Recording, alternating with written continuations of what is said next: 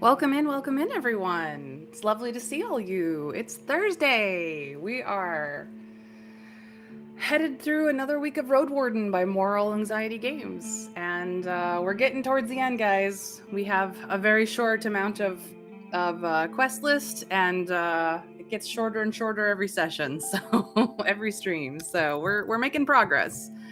But congratulations, Winter Fairy, on being done with the credit card company. I know that's always a load off of anyone's shoulders when you reach that point. And nice to see you, Sorry Awkward. I'm not sure if you're back from vacation yet, but I hope you're enjoying yourself, even if you aren't. But yes, welcome in, everyone. Today's splash screen says, assuming a new identity takes only moving to a distant settlement. I know that Trav has commented that anyone who wants to rename themselves on this peninsula is going to fail because everybody knows everybody, but it doesn't allude to this continent or this peninsula only. Just distant settlement will do.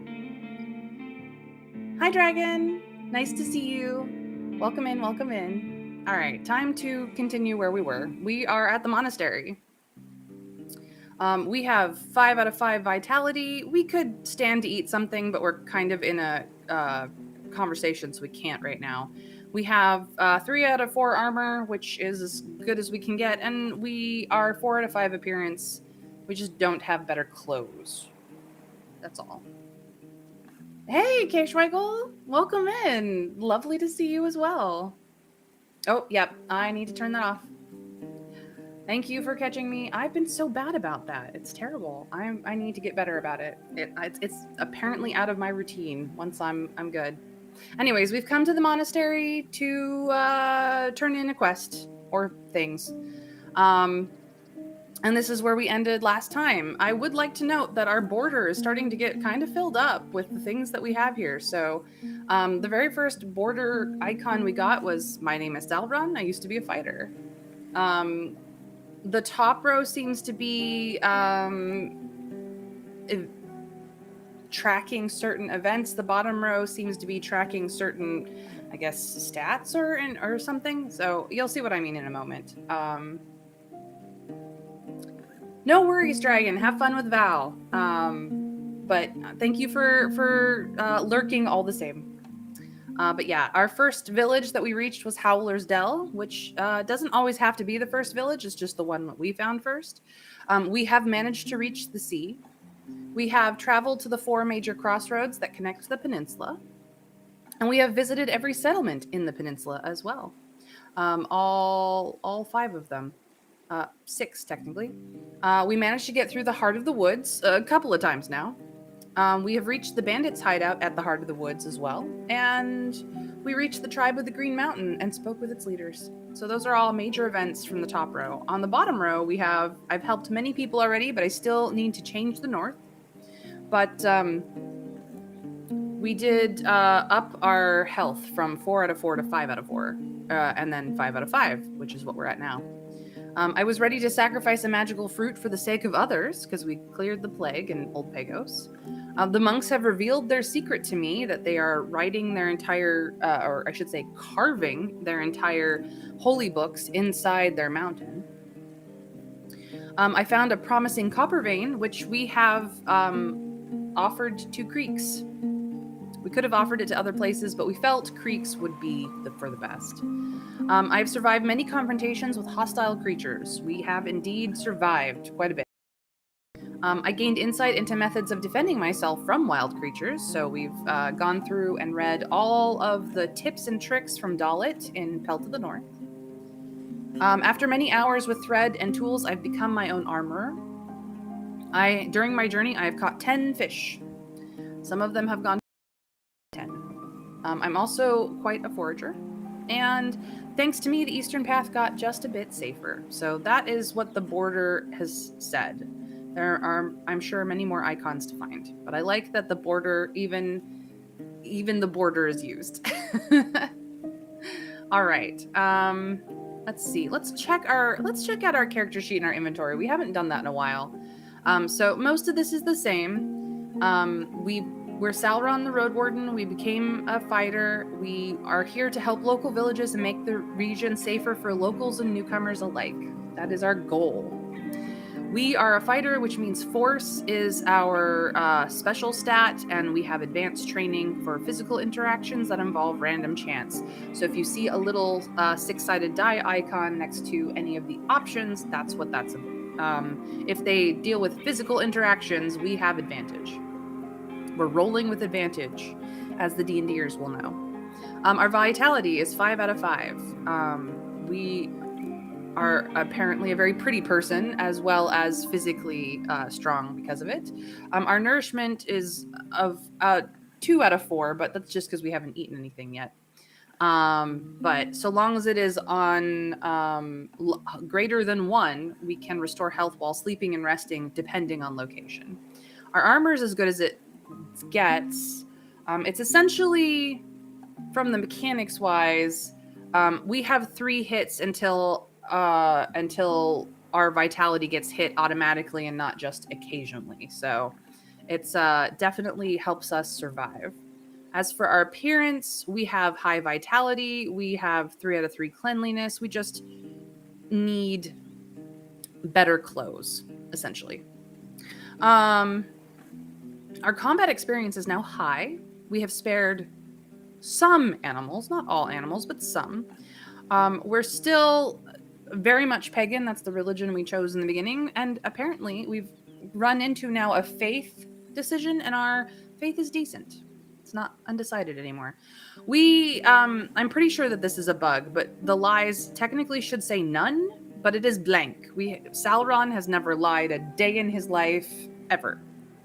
Our sewing experience is promisingly high, but our gambling experience is slight. So that is where we land on the character sheet. As for our inventory, we've got a bunch of things. So we've got food rations, we got a chicken, we got some fish, roasted fish. We did cook it. We've got a little bit of wild plants left. This is our game sin repair kit. This is our sewing kit for our clothes. We're rich. We're so rich. We're so rich. This is all of our dragon bone coins. We do have a bit of poison, and a trollbane tablet, and a winged hourglass, which we are not wearing because we are not a follower of the right.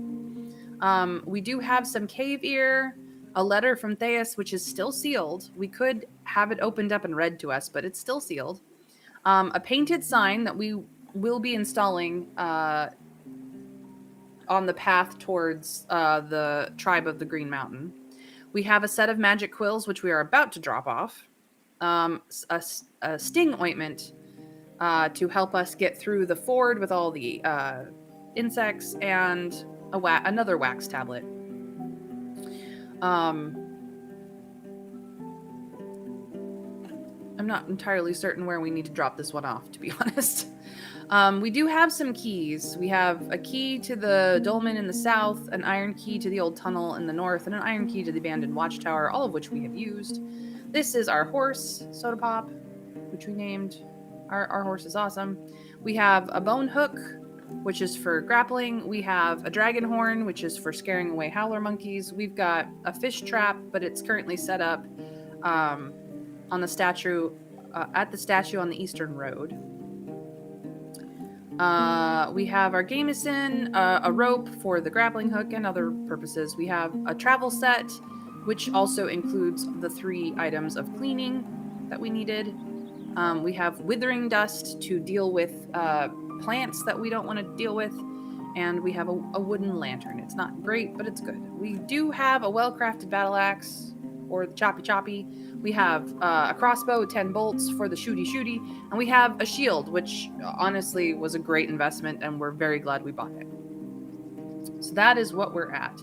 As for our quests, this is it. This is the extent of the quests we have yet to complete. So we're going to complete Quills for the Monastery very quickly. We're still working on Glaucia's Band and Orentius the Necromancer, which are related to each other.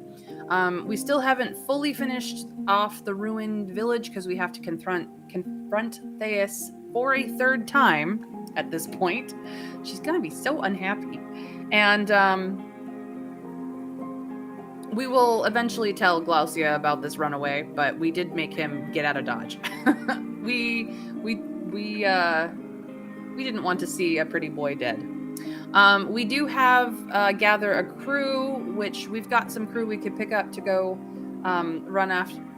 sail after Astron and find out what the heck he's up to. Of which we've been looking for him since the very beginning of the game. Explore the peninsula and find the Roadwarden are the first 2 quests we've had, and we still have them. We have not completed them at all. I'm not entirely certain what we're missing in Explore the Peninsula. We've been basically everywhere. Yeah, well, we're not doing this. We gave this to Creeks because Creeks deserved it. We like Creeks. These are all the people that we know by name. Many, many people. And these are all the places that we know of as well. So many places and groups, I should say. The Druids technically live in Howler's Dell, but not all of them. And the hunters from Pelt are obviously at Pelt, and the monks are at the monastery, but they don't say the monastery here, they just say the monks. So there we go. We might not have explored the heart of the woods. We do have these gaps, but I'm not entirely certain why. I know that there's a field we need to go visit again for some orange flowers. There's stuff. I suppose leaving High Island also, I guess there's stuff over here on the map that we need to deal with. But as far as the peninsula goes, we've explored pretty much everywhere. Yeah, no, we did not. Sorry, Awkward. We were very careful about that. Even in a blind playthrough, you did not give us a hint on that. So I appreciate you and all your knowledge, but the fact that you let me find it out for myself, I appreciate that. So thank you. Sorry. Sorry, Awkward. That was really sweet of you. But yeah. So anyways, we are in a conversation with Ailey of the who is generally the person who talks to us when we go and visit the monks at the monastery. So here we go. Finally, we will get into the game. A large red saurian is lying in the middle of the path, basking in the sun, but flees at your sight, climbing down the rocks as if they're a floor. There's no soul in sight. From the mountain comes a cheerful singing of a woman, though you can't understand a single word. You call the monks by hitting the sticks, and the drawbridge lowers. Ailey welcomes you with a cheerful wave of his bandaged hand. Salutations. Glad to see thee in one piece. His young companion is right next to him, observing the sky with a wide grin. About the things you asked me to do. I'm listening. Here are your quills. He reaches for the case with his bandaged hand and opens it gently. He greets them with a wide yellow smile. So, our deal was about a good word. Ah, that's right. Thou hast done it from the goodness of thy heart. He snorts and points at behind him. I'll let the prelate know, and my friends from Old Pagos as well. Well done. That's all. Okay. We don't have the snakebait flower, so we cannot make a potion today, but chicken! This is why we bought the chicken. I mean, yes, we could have eaten the chicken, but this is why we bought it. You mentioned you lack delicacies. How about this roast chicken? He chuckles. I lack no such thing, but we look after a few weak souls. After sniffing the spiced meat, he gives you an approving nod. We've got a few bones we can spare. I'll pay the 2 coins for such a meal. We bought it for 1 coin, so that's actually, I believe that's a profit. If I remember correctly. Here, take this chicken for 2 dragons. He gestures for Decima to take it to one of the caves, then pulls out the coins from his bag. I could take another one from thee, maybe in 3-4 days? Oh, so that's a nice way of making money. We can just go back and forth from creeks to the monastery and sell chickens. Yep, it'll do. I seek knowledge about High Island. Then it was wise of thee to visit our order, he chuckles, but I'd rather save such knowledge for the worthy. I've got no reason to just throw it away. Really? Really, dude? Asshole. Ailey is very hot and cold. He just is. But we've finished up all that we have to do here. We do need to visit Old Pagos because we've not visited it since we cleared the plague. We've avoided it for some days just to give them time to recover. But yeah, we know that when we visit creeks, which we've pseudo kind of, as of last stream, decided might be a place to settle down in when we decide to settle down. It's an option. So out of our end game options, we know that we could go to Pel to the north and leave with Tulia back to Hovlavin. We know that creeks will happily let us move in and become one of them. We could become a member of Creeks. We also could follow Asteron to High Island and try to see what the heck happened to him. And finish up that quest. So those are the end game options from where I'm standing. Oh, hey, Count! Nice of you to join us. Sorry, I didn't even realize that you were here. My bad. I'm a terrible friend. But only for a moment. So let's go to Old Pagos and see what has opened up for us there, because we have never been able to get inside. And yeah, these people, they've been through heck. Through the closed gate, you hear muffled conversations and echoes of stone cutting. You knock, and Tertia soon orders to open it. She stands in the middle, in front of dozens of members of her tribe, though you're still told to keep your distance. The signs of illness are carved in the exhausted faces of the elders and the children. But this is not a day of sadness. You're greeted with triumphant shouts and applause. Tertia turns out to be tall and skinny, holding a spear that would be too long for most, but suits her size. While her tribesfolk are wearing tunics and robes made of ibex fur or hemp, she has put on an impressive breastplate made of animal shell. She has short, dark hair, and while her skin is dark brown, you can tell there are others in her village who carry the blood of the Southerners. Her voice matches her cheerful brown eyes as she speaks in the name of her people. We keep ye in our prayers, Sauron. If we could, we would invite ye to a feast, but we need to keep our distance, at least till the end of winter. We'd like to reward ye if there's naught that would make us even. Okay, so for the first time today, chat. We are doing the voting thing for the first time today. As anyone who's been here before knows, I will give numbers and keywords, and in chat, everyone gets to answer once. If there is a tie for whatever reason, I become the arbiter of the tie just because I'm the one clicking the buttons, but I prefer it if we don't tie. Voting is, of course, optional. So if you are lurking, do not feel free like you have to run to your keyboard and vote for me. I love my lurkers as well. But for those who are voting today, we have 1, I don't need anything, or 2, oh. So 1 is and don't need, and 2 is oh. Those are the keywords, those are the numbers. Those of you in chat already voting, you know what to do. I count from 0, started off the vote with 2. Let's hope there's information we can trade for. Trav has agreed, saying, see if there's any options, and K-Schwegel in the vote as well. That is 3 votes out of the 4 required, and then Winter Fairy just slam dunked it. So the 2s win. Oh. There's not but one treasure we own in this village, a stuff very close to our hearts. She raises a rod made of iron or steel, a bit longer than a finger span, but thin, finished with a flattened edge for cutting. It occurs to you that's a simple chisel. An elderly man chips in. It belonged to my son, the greatest sculptor that has ever lived in Old Pagos, to Wright's glory and our great joy. His words are sonorous and solemn. It's filled with pneuma that makes its holder's hands so powerful they can carve in granite, so precise they can write in glass. A short pause. And if ye think you won't put it to good use, adds Tertia, we took the time to gather our savings. It's not much, 18 dragons. But not. Her chuckle sounds like it belongs to a different soul, one lost in the past. So, we have a major choice here. We could just say, thank you, I'm honored, and forgo any reward for what we've done.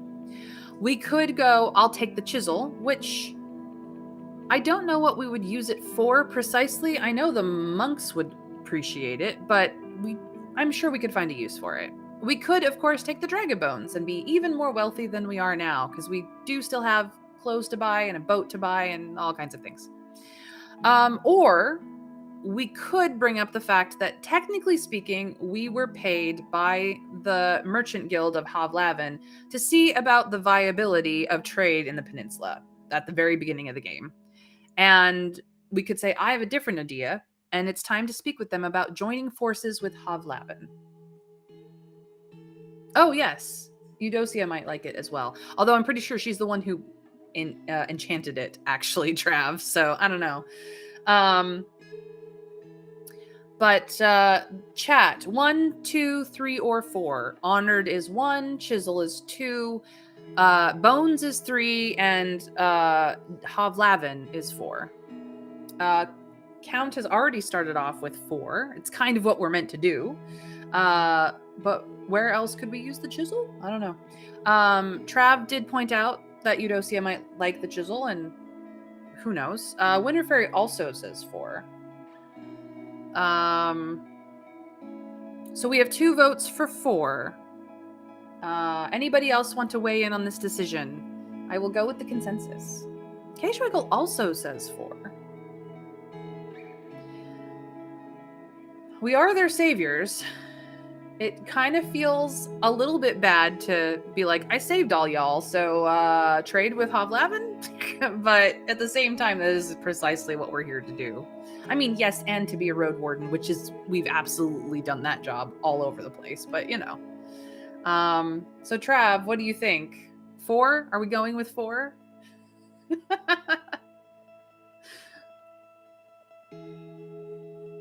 Or anyone else who wants to weigh in, of course.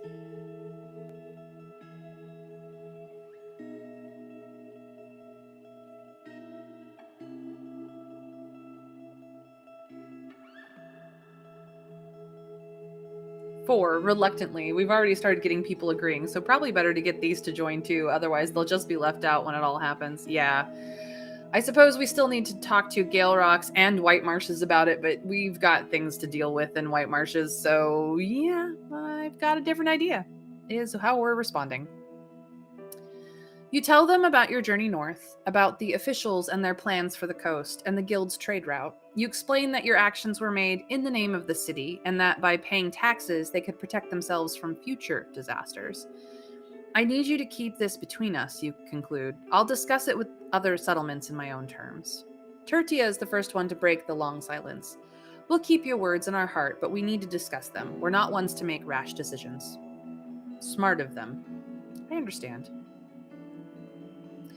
The other villagers walk away without a word, leaving behind only the sounds of their footsteps. The woman's voice betrays her exhaustion.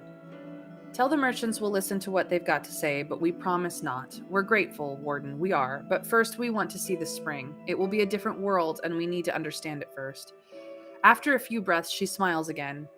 Your offer has surprised us all, Warden, but we will remember ye as our hero. I'd like to hear what you have to say about the other villages.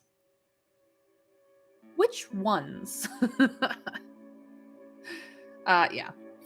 I'm not giving you guys a choice this time because I've no more questions is going to end this particular section of the conversation. So I'm just going to go from top to bottom because that's basically all you guys tell me to do anyway. So here we go. Howler's Dell. They're the closest village. You can get there riding south from the crossroads with the 4 signposts. But don't trust them. She gives you a piercing gaze. They have an order of druids who bow to animals and dead spirits, and their mayor, Thais, has too many grand ideas in her head and a tongue dancing to lies. 10 years ago, she tried to tie the tribes in the north with a pact, yet wanted to grasp all the wealth, telling us that we should pay her for protection. Her voice rises. Her laughter is as hollow as her soul. Long pause. Don't let them cloud your eyes. They have food, riches, mead, and pretty houses, but all of those carry poison, and this poison is what leads them. Oof. Oof. We've found out that for ourselves, but oof. Wow. No one has been that honest about Theus before now. Tell me about White Marshes.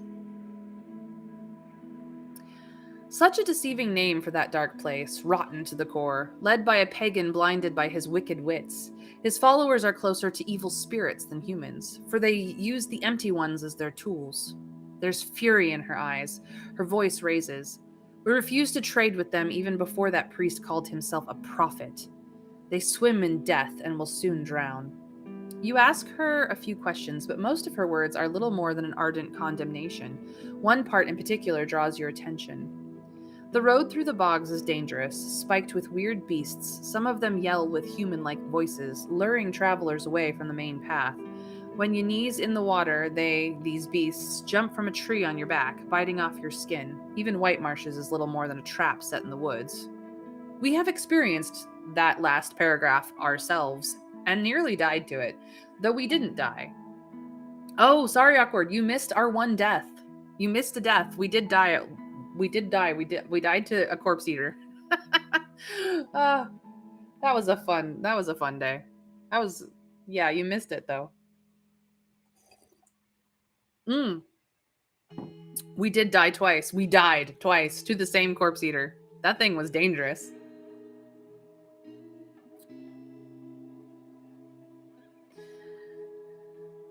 Indeed, Winter Fairy, it is good that we ratted Theus out, except her daughter. We did not rat out her daughter. Her daughter is still in the fishing village, quite safe. For those of you who who have not subscribed to me yet, ad will be starting in roughly a minute. So here's your warning. Yep. Sorry, Awkward. I knew you would know exactly where we died twice. That thing was dangerous. Ooh boy. That's true. But I meant, my comment from earlier count was more that none of the settlements, not even Pelts, not Foggies, nothing, has been so blatantly honest and antagonistic about Theus up until Pagos. So apparently saving all their life, or saving many of their lives from the plague, has allowed them to loosen their tongue, which is interesting. Oh, thank you, Sorry Awkward. I appreciate the subscription. Well, now you don't have to worry about the ad. Thank you so much for your support. I really, really appreciate it.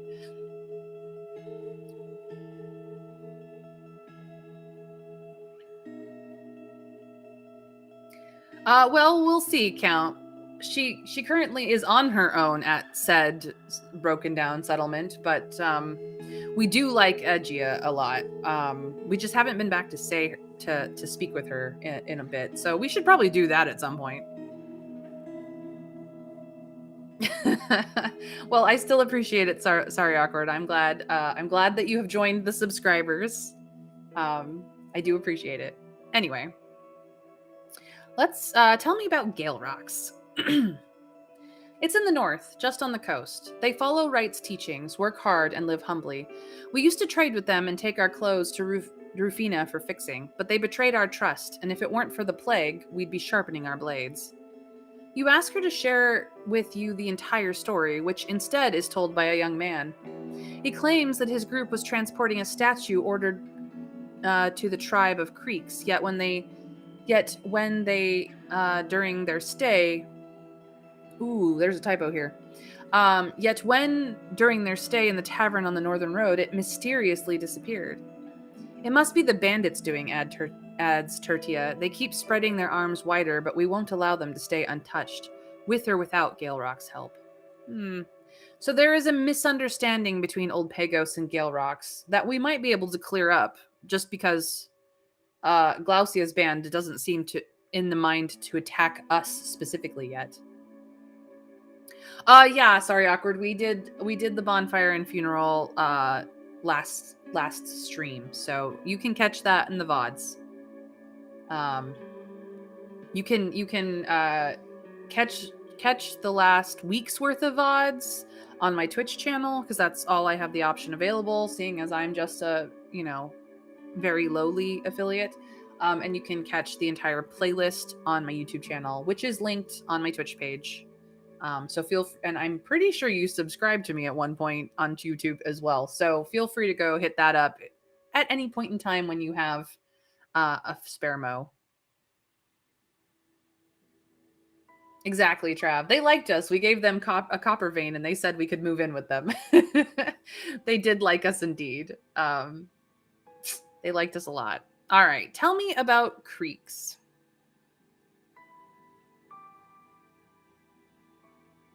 No worries. Sorry, awkward. I stream to my YouTube account just so that the VODs will be there for anyone who misses a day and has some spare time.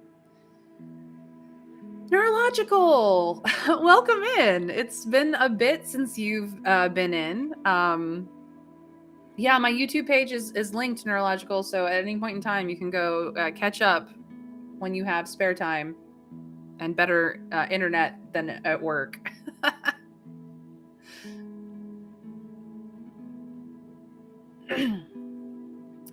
Just so you know, Neurological, anyone who's not subscribed to me will be getting hit with ads now that I've gone affiliate. I will give advance warning of the ad incoming so that you know when they're going to hit. But yeah. Yeah. No, I'm glad that you have a day off for whatever reason you have it. Sit back, relax, and enjoy. We're going to learn about creeks. Sorry, I'll get back to the game now, guys. I'm enjoying all your company so much. I don't know much about them. It's a small village in the Far East, younger than me. They came here as refugees from the war and now hunt for wild meat and pelts, but have got almost no dragon bones to spare. When they tried to get our bricks, we had to refuse. You ask her a few more questions, but she cocks her head and gives you a bored look. We've got little reason to travel so far, and they wouldn't be great neighbors or friends. They drink a lot, hunt for sport, die often, and give birth to many children. We wouldn't rely on them. Well, that's not our view of creeks, but it is a valid view of creeks, I will say. Tell me about the tribe of the Green Mountain. She sizes you up.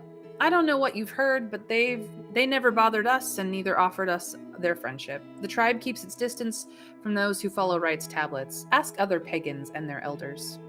I will do so. I have no more questions in this vein. I'm trying to learn more about High Island. Give me a moment.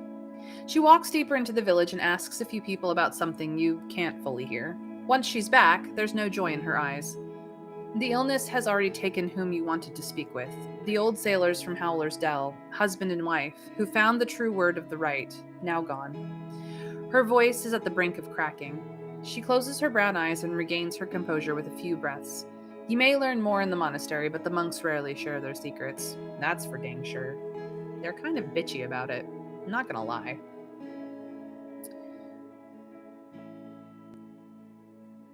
All right, that weird creature from the bogs you told me about, I've quite the story for you.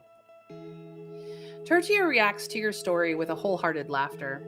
And as the group of villagers gathers at the gate, you're asked to repeat the whole thing. Raising your voice, you tell about the dark cat and its gray companion, not forgetting about your desperate attempt to save a lost soul. But what happened then? Asks a boy you don't recognize. Did you kill the cat warden? We could tell our very first lie and exaggerate the story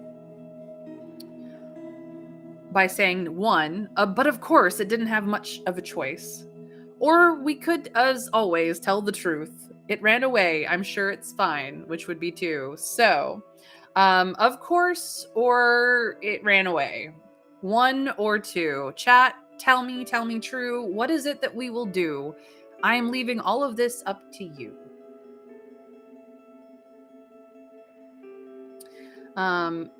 K-Schwegel starts off the vote with 2. Trav says, why are you asking us?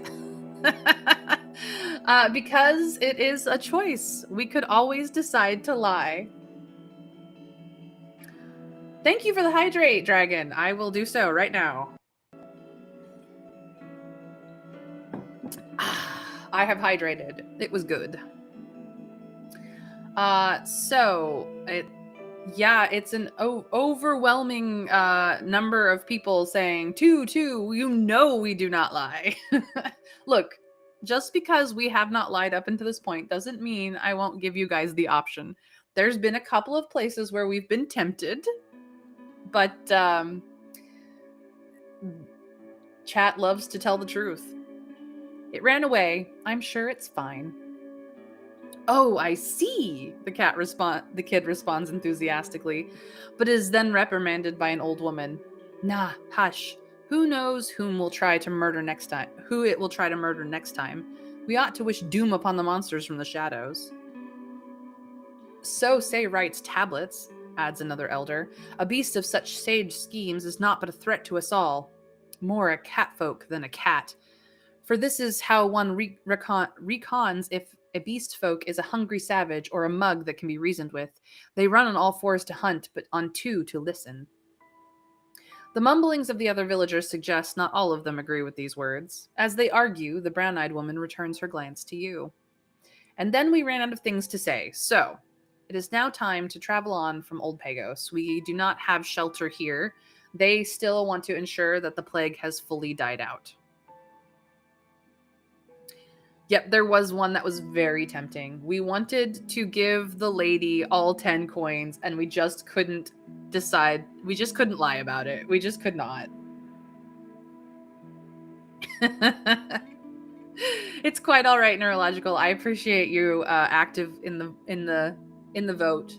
The vote is, of course, always optional. I appreciate my lurkers just as much as those who are active in chat, but I'm playing this game with all of you, so that is how everyone in chat gets to play the game with me, is they get to vote. All right, time to travel. Well. We need to go to Howler's Dell and buy some stuff. It's probably going to be effing expensive now, but that's what we need to do. We need to go to Howler's Dell and buy shit. Yeah. You approach the opening gate, then swiftly dismount. A guard approaches you, ready to take your mount to a stable. Good to see you. How are your journeys? Well, we're not being treated like a traitor by at least the people, so we gossip for a bit.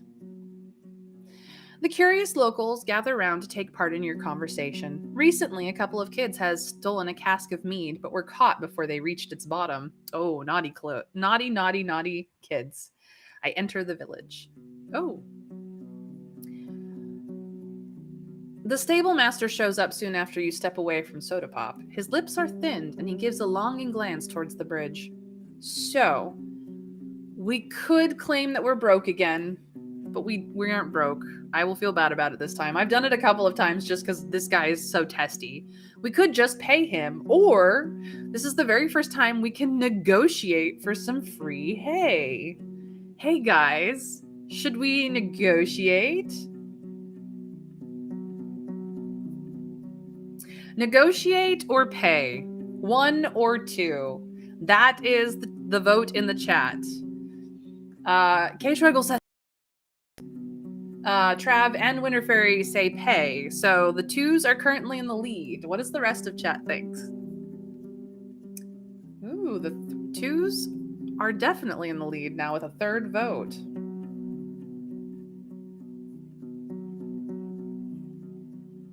Let's flaunt a little wealth. I don't know if it's going to be flaunting. Okay, Schweigel, you do not have to you do not have to flip your vote ever. Nobody ever has to flippy floppy. But Sorry Awkward also wants to go for free hay. Unfortunately for Sorry Awkward and K Schweigel, they got outvoted. So here you go. Have some coins. It's only one dragon bone. It's fine. He nods with gratitude and throws the bone into a leaky bucket hanging from a nail, then grabs a wooden pitchfork. I let him work in peace. You're wandering through the village. Two red-haired twins are weeding a flower garden. A washwoman is singing about the last sunbeams of summer, but her heavy accent makes her words difficult to understand. We head to Beyond the Tailor, because we've got some clothes to buy. Let's talk about the fancy clothes again. So, we can pay 17 coins for a fancy tunic. It is fitting for a rich city official and takes about a day of work. We can pay 21 coins for a fancy robe that makes us look like a merchant, and it takes 2 days of work. Or we could go for a fancy dress, which is good for socialites and diplomats, and that also takes 2 days of work, but it costs 26 coins.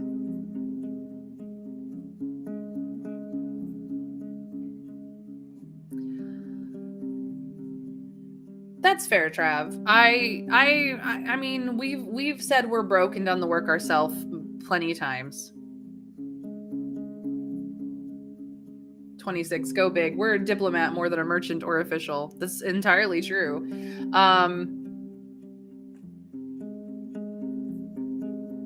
So, the vote goes as such.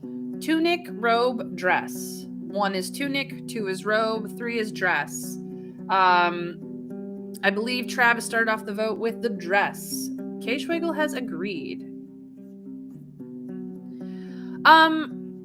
I'm pretty sure that it's more of a manly dress. Think Scottish kilt sort of setup, but maybe not specifically Scottish. We are in an age of sort of not modern day sensibilities. I understand, Count, but we can wear any of these, so it doesn't matter. But it looks like the dress has won. Yeah, dress clothes, not an actual dress, perhaps. Yeah. I mean, even if it is sort of a dress with hose sort of setup, it's definitely for, a less modern style anyway. But the 3s have won, so we're gonna pay for the expensive one and be back in 2 days. It takes her almost an hour to measure you, cut examples of fabric for later use, and show you the colors you can choose from. Finally, you're both ready, and with a heart heavier than you expected, you count down all the dragon bones she asks for. Be back in 2 days or later. She shoves them all into a wooden box. I'm getting to work right away unless you need anything else. Well, we could also pay the 20 coins for a full gamison enhancement. What do you think? Should we make her do twice the work?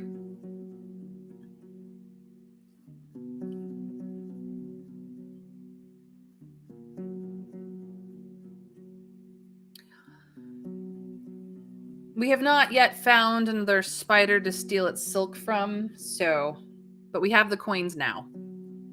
It'll leave us with 12 coins that we can still buy things with, which is still a good amount, but we may not be able to afford the boat if we need the boat. Of course, we have other ways of making money, so it's not that big a deal. So chat, deal or no deal? 1 is deal, 2 is no deal. You know what to do. Count has started off the vote with deal. Trav says deal. K-Schwegel says deal.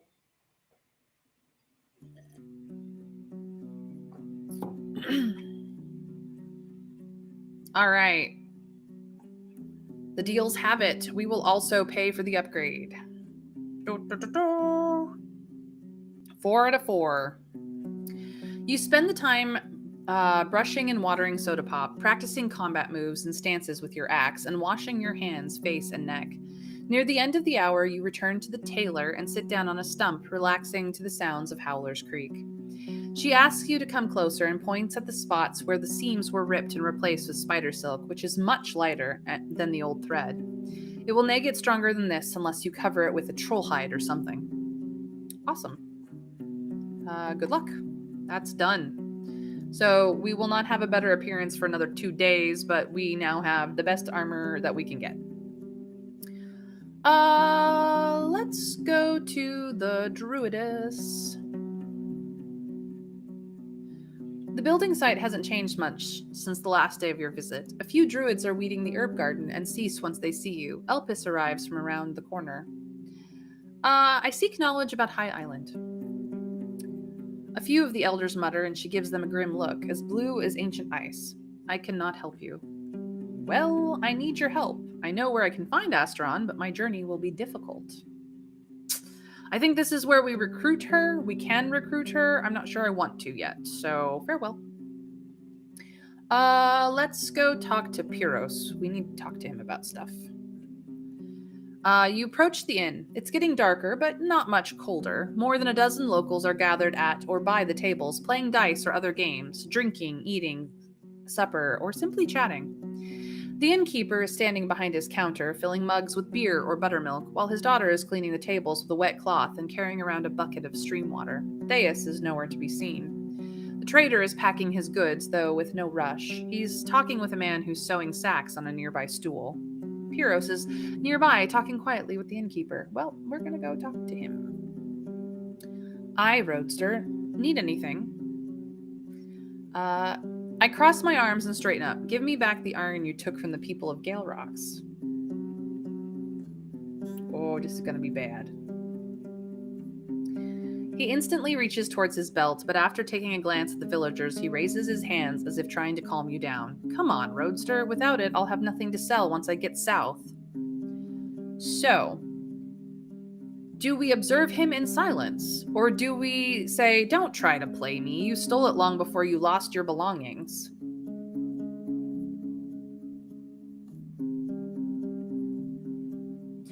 That's good to know. Sorry, Awkward, but we haven't decided whether that's an ending we want to pursue yet or not.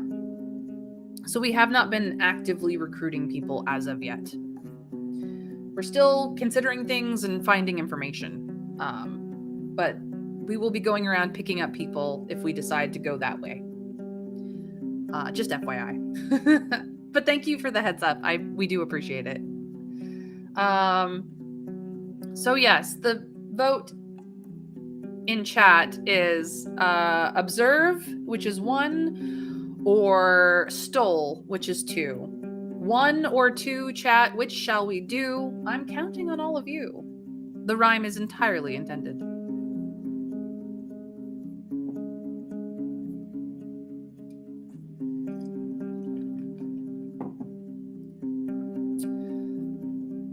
My understanding is that we have stumbled into 3 possible end game scenarios, one of which is going back to Hovlavin with Tulia, the other of which is settling down in creeks, and the third of which is running after Asteron. I'm not entirely certain that will end the game, but I'm pretty sure it's an end game scenario, and once we head that direction, we may be somewhat locked into it. So, yeah. However, we have the vote before us. 1 is observe, 2 is stole. K. Schweigel starts out with 1, observe. Okay, that's good to know. Sorry, Awkward. Thank you. Should we do 2?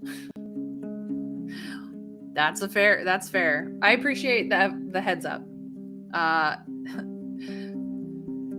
Trav says 1, death stare. No, it's not a spoiler. I'm blind playing through this, so knowing what option actually ends the game is actually kind of useful. It doesn't actually spoil that much, so you're good. Trav says 2, we're running low on cash. Make up your mind, Trav.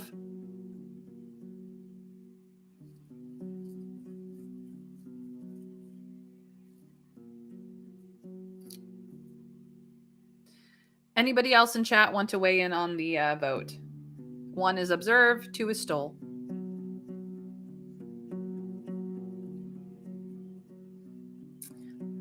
It looks like the 2s are currently in the lead.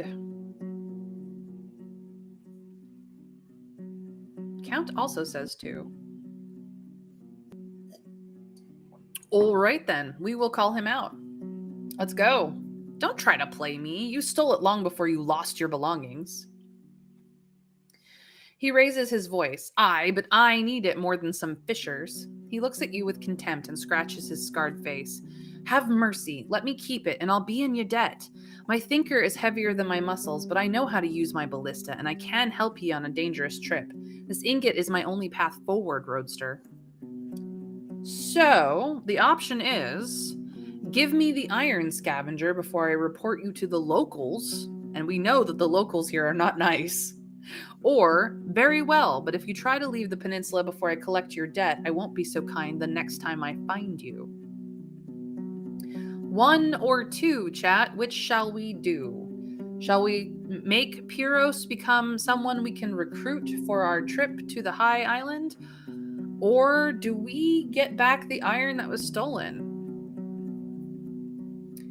And quite possibly make Gale Rocks happier with us.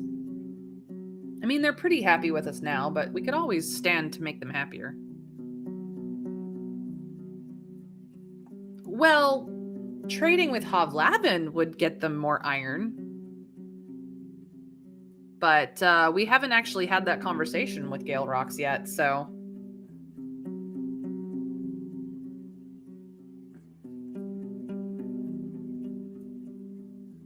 I think we still need to finish things with Glaucia's band to get that conversation with them.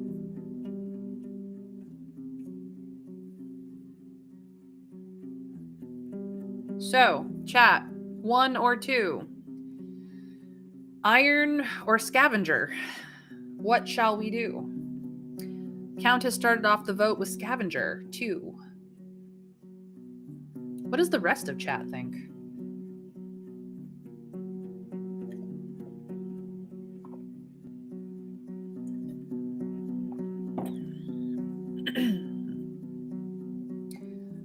K-Schwiggle also says 2, scavenger. 2s are in the lead. 2s are in the lead.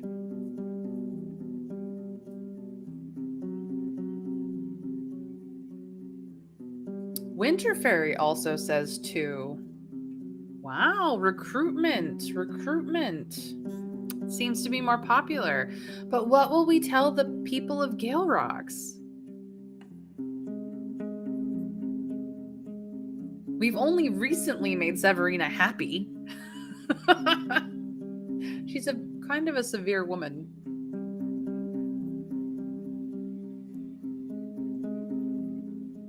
She asked us to go track it down if we could, and we don't lie. Just FYI.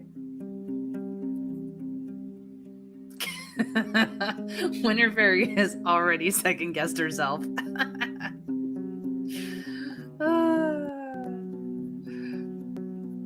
Well, now we have 2 for 2 and 2 for 1.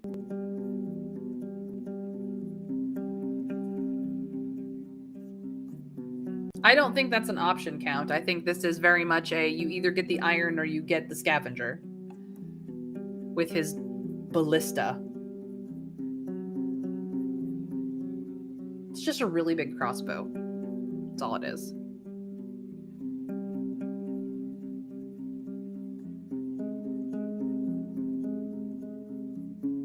But he is a sailor. He does have sailing experience. I don't think we do. Dang it.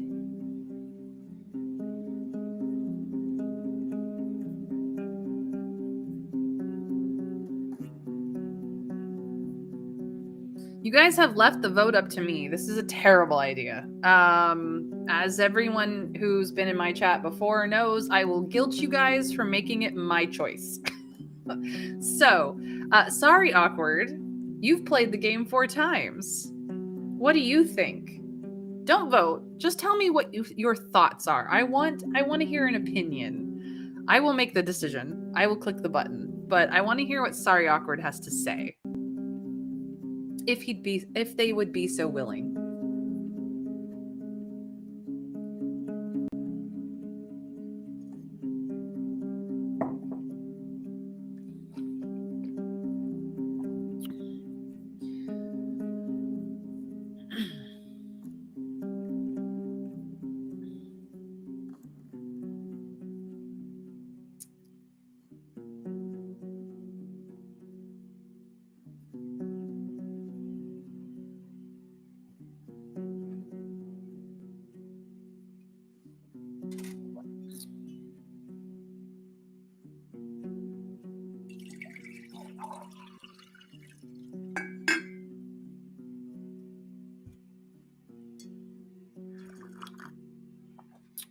That is a very good opinion. Sorry, awkward. Thank you. You make an excellent point.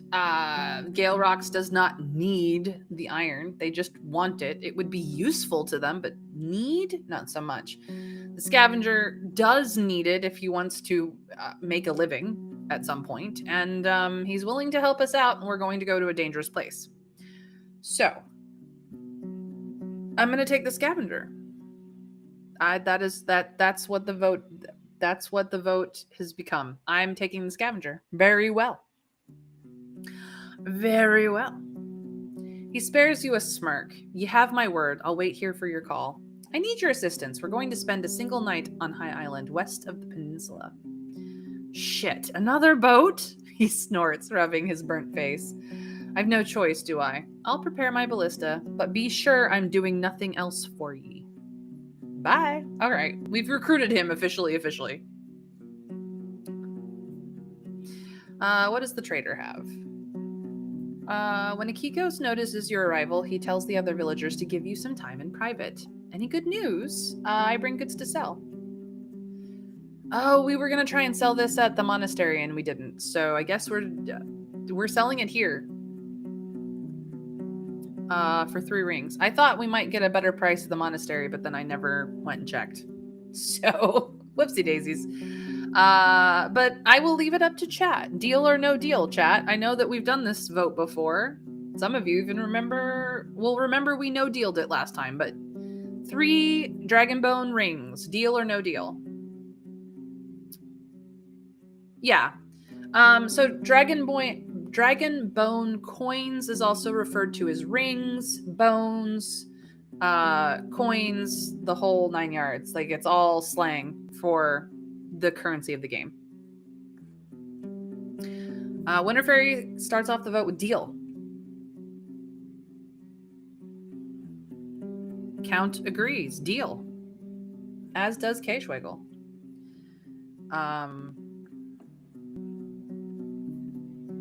Yeah, at best. So it's a deal. We're dealing it this time because we didn't check in the monastery. Actually, I don't even think we got the option. So there we go. He gestures for you to gather your things. This junk doesn't interest me. We're looking for what we cannot make by ourselves, like iron or enchanted items. Next time, maybe. All right. I walk away. Gonna approach the innkeeper. Eric's also approaches the counter, welcoming you with a wide smile. Are there any old-time sailors around? I'd like to ask them a few questions. All our sailors are old-time sailors. Nay soul here has seen a ship in years. He starts with a chuckle, but then nods towards an elderly man who's resting by a table, rolling an empty mug and mumbling to himself. Try with him. Is there anything but rations here? Oh, well, we don't need that. Okay.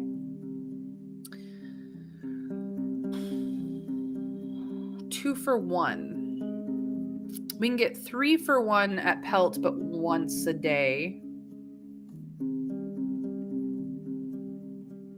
Nah, we're gonna spend the night here. It's fine. He sighs, trying to smile through his pursed lips. What else do you need? Thanks.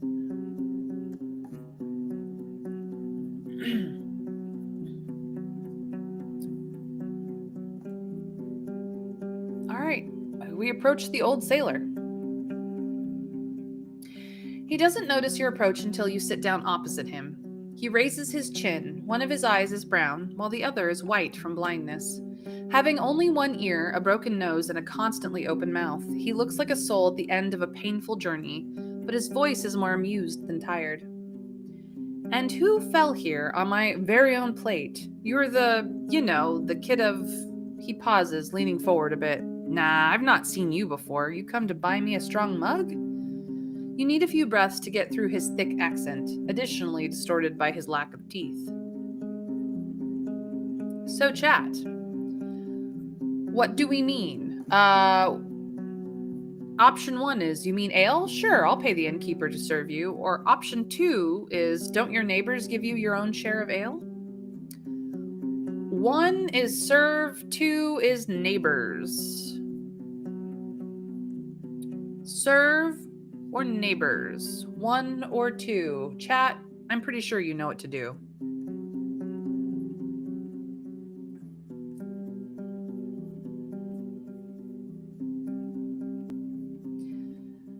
Count starts off the vote with 1.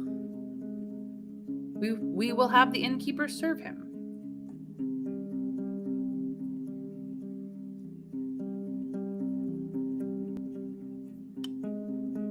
K-Schwiggle says 2. Don't your neighbors give you your share? What does the rest of chat think?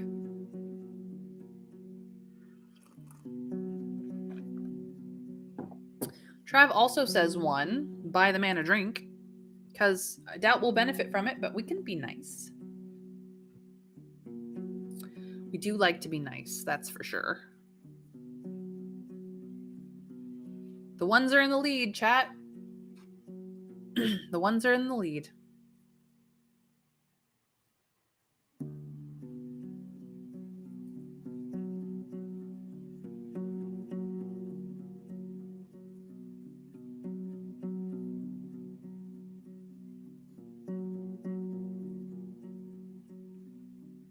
Well, if no one else has thoughts on it, I will have the ones win. Alrighty. I'll pay the innkeeper to serve you.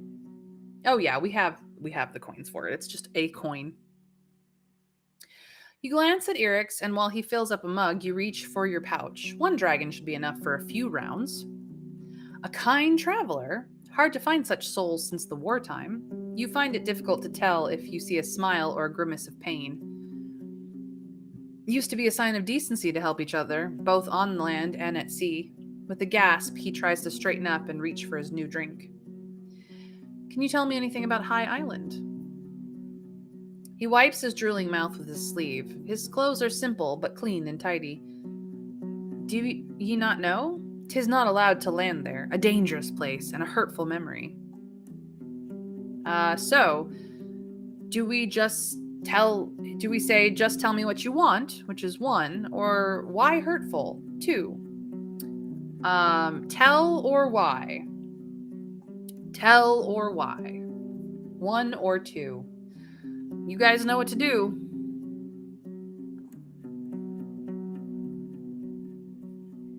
Yeah, we still have plenty of coins, Winter Fairy. We're not broke.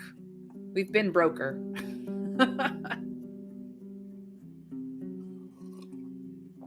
Trav starts off the vote with 2. Keep the conversation going with why hurtful.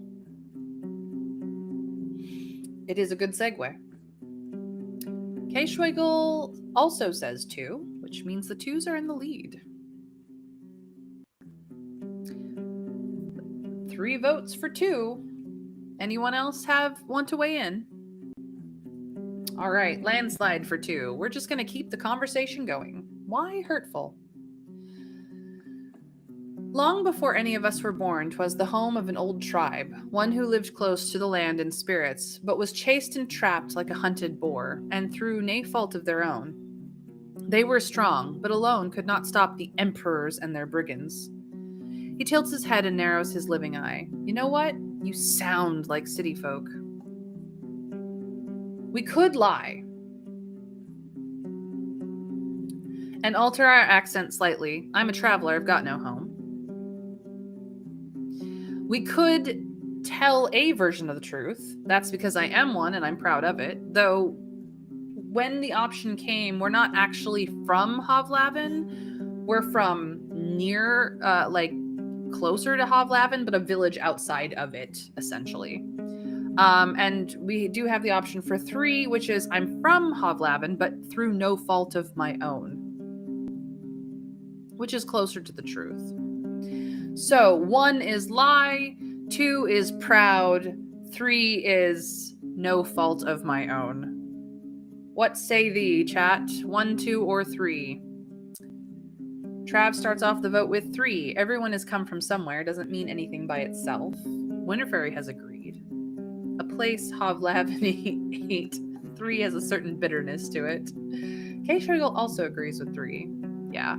We're not from Hovlavin specifically, but we came from there. Anyway. So the 3s have it. I'm from Hovlavin, but through no fault of my own. What a decent heart you have. His weak wheeze carries a hint of amusement. After all the days I spent meeting souls from the farthest parts of the land, I'm not one to judge one for where they come from. Different thing if you were tied to that place, that den of greed. He takes a sip and helps himself close his mouth with the lip of the mug.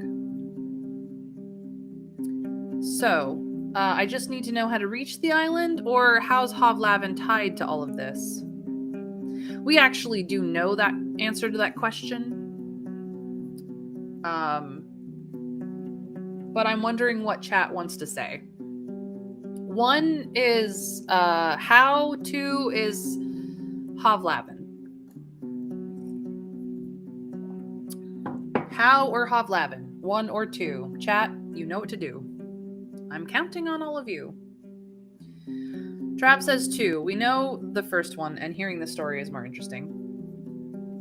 K-Schwiggle agrees. It would be a decent extension of the conversation. The twos are in the lead.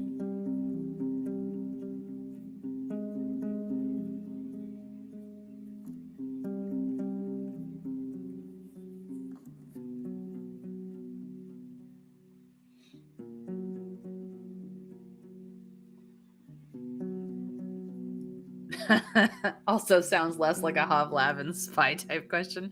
That's a fair point. Absolutely, that's a fair point.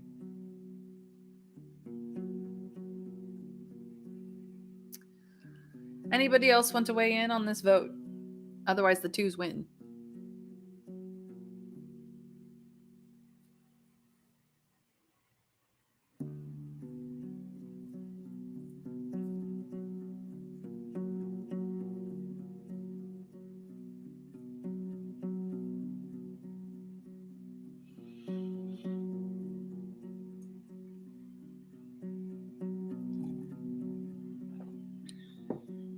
All right, two it is.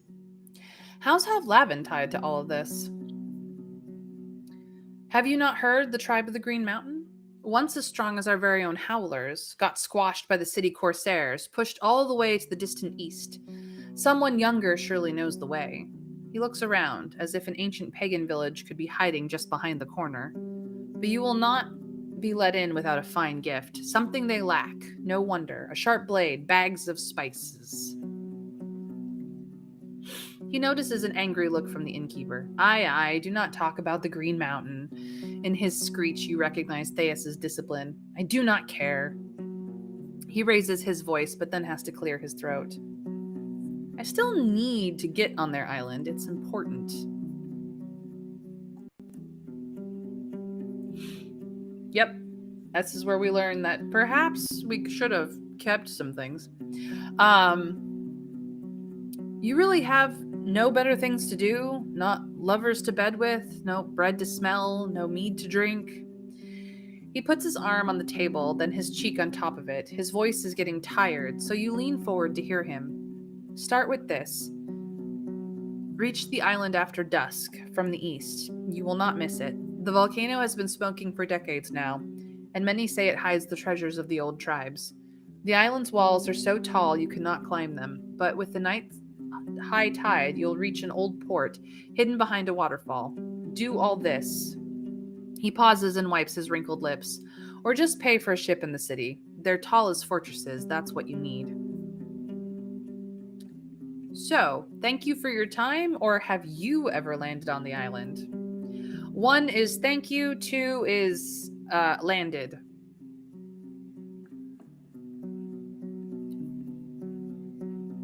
One is thank you, two is landed.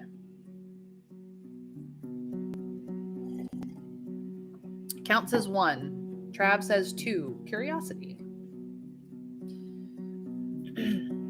K-Schwiggle says two. The twos are in the lead.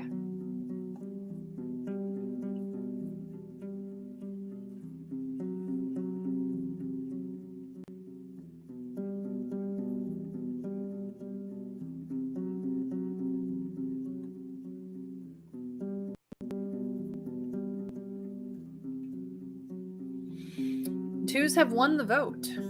Have you ever landed on the island? He raises his head just enough to take another sip of ale.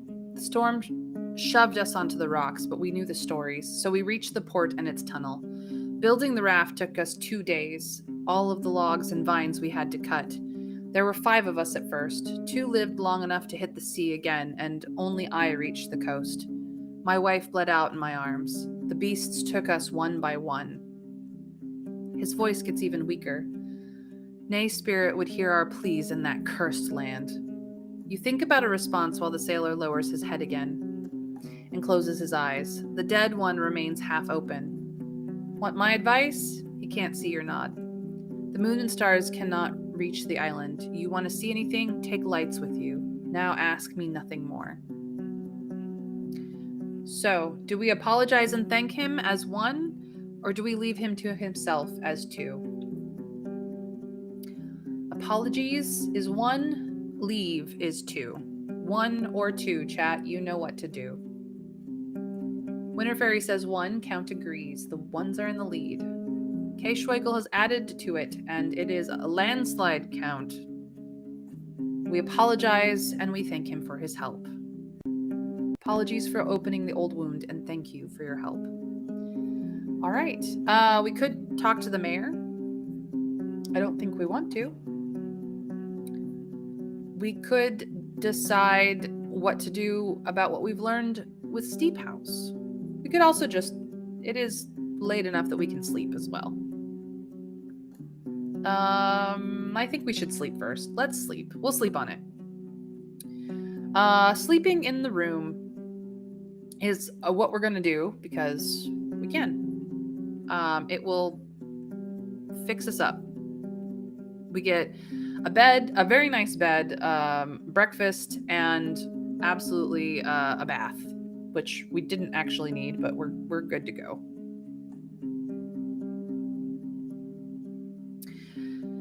You spend the night in peace with a clean bed, with a tightly shut window and a warm blanket. In the morning, you find a stool placed by your bed covered with a warm mutton stew and cold yogurt.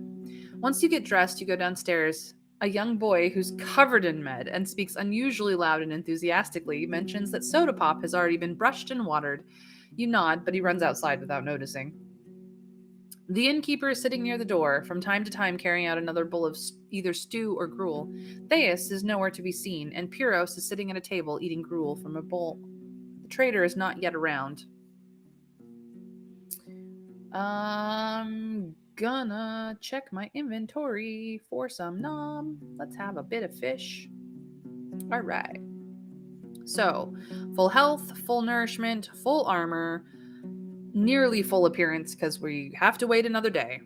I don't think we want to start shit here yet. Should we talk to the mayor and see if we can't smooth things over, or should we leave that to confrontation? I would like to buy our clothes, or like pick up our clothes before we decide to get mad. So we're not gonna deal with that today, but we could talk to Thais and just see what we can do. Yes, let's be even more fabulous before we stare Thais down. We also need to go talk to her daughter in the fishing village next door. So that is what I intend to do, but would it be reasonable to talk to her before the standoff? Yeah, we could visit Pelt, get some rations. We still need to pay to get rid of the goblins or whatever in Steep House. Oh wait, no, I think we actually already paid for that. We just need to go check in on it. Yeah, she may just ban us. Okay. Chat, have a conversation about whether or not we should talk to the mayor just to see what options we have to talk to her about, or if we should just go do other things and come back when we're ready to yell at her for being an ambitious bitch. K-Schwegel agrees with Trav. Let's just get out of here for a little bit. We do has other things to do.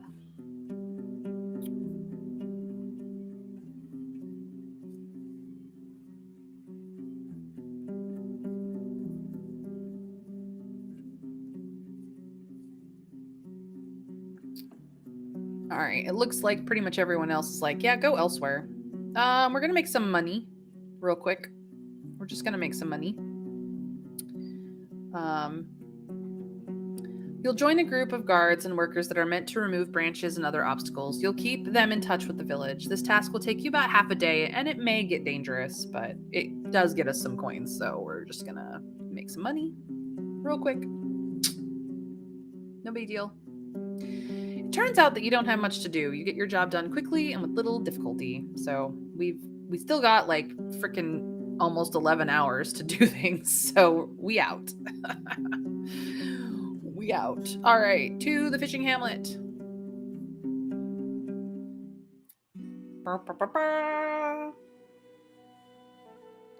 The hamlet is peaceful, silent like a dead tree. The waves are getting higher, hit by the chilling wind. You adjust your cloak. Adjia is in the main yard of the hamlet, training with her bow. So we will go talk to her. Say hey. She waves at you from a distance. Her voice is bright. Good to see you alive. I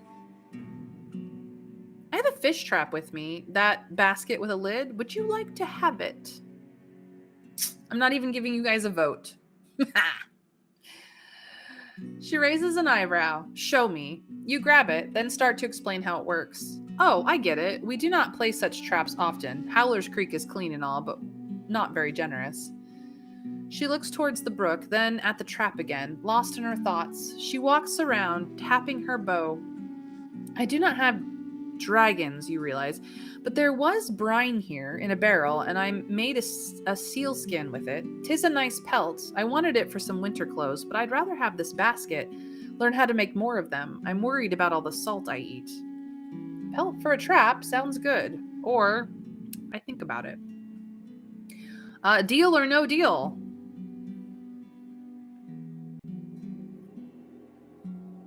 No worries, Winter Fairy. Get that scheduling done. That's way more important than my stream. We will talk about the boat in a minute, Trav. Count says let her have it. K-Schwiggle also says deal.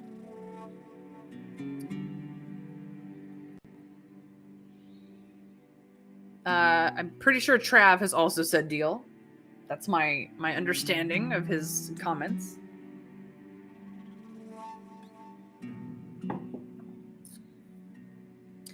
So it looks like the deals have it. We can get more traps at Creeks. Yeah, we literally bought this trap from Creeks and just haven't set it up anywhere. So we can definitely get more traps at Creeks.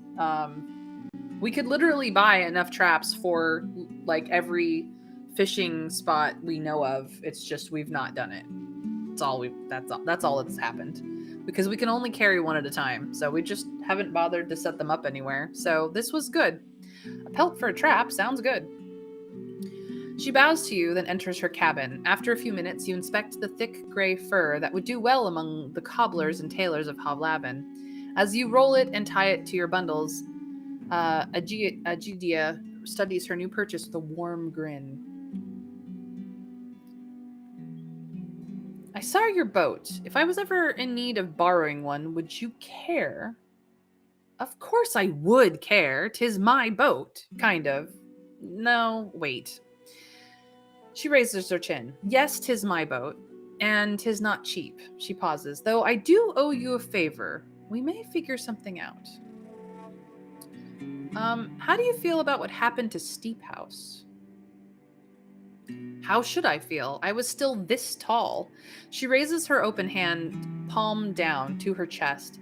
I just heard 'tis difficult, and that I should not ask about it. She then bites her lower lip. I've not been thinking about it for years, but maybe I should, knowing it was Theus who told me this. I know what happened to Steep House. Would you like to learn the truth? Her hands squeeze her bow, and her eyes are keen. After her gentle nod, you tell her what you've learned. Tears well up in her eyes even before you finish, but she stares at you intensely, trying to catch a hint of a lie, something to grab on before she puts her trust in your tale. In the end, she scratches the sand with her foot, lowering her head. Then she covers her eyes. Shame on them, shame on my Thais, and on me, for I asked no questions. Before you respond, she enters her hut for a minute, then returns with fresh water dripping from her face. While her eyes are red, she holds her bow with determination. 'Tis better to know the truth.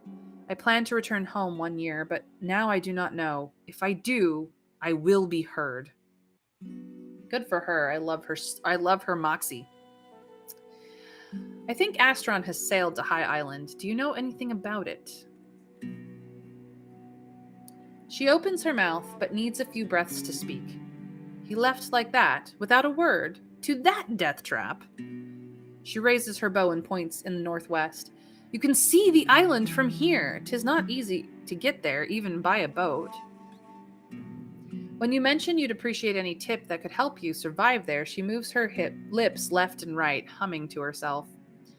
I have not seen it myself, but I heard that when the winters are at their darkest, the water from here to there is all frozen, and even a big beast can get there on their paws. Seeing your puzzled look, she explains. The creatures there are not too different from the ones we have here. The more you learn about them, the more prepared you will be. Before you change the subject, she lets out a huff. I do hope you'll bring him back. So, we could recruit her now, or we could recruit her later. Chat. Recruit or to recruit or not to recruit? That is the question and the vote. 1 is recruit. 2 is not yet. 1 or 2, chat, you know what to do. I'm counting on all of you.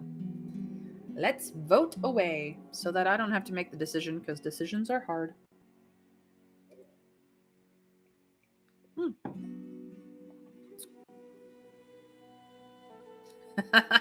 Neurological started off the vote with 1 recruiter. Trav said yes.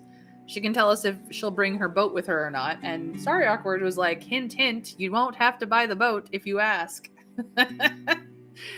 So with overwhelming vote, we're just gonna ask, hey, I could use your help on the island? Her curiosity grows as you describe your plan, and you think he may still be alive. Truly. After your vague nod, she straightens up, raising her bow in a salute. You helped me already, so 'tis only fair for me to join you, and if you've not a boat yet, you can use mine. Aw, that's sweet of her. We get both her and her boat. Alright, it's time for me to leave. Safe travels, she says with a smile and pats your palfrey's neck. You leave the hamlet. So, that means that we have recruited 2 people. We also have a boat and a map. So that will help. We're not leaving now, but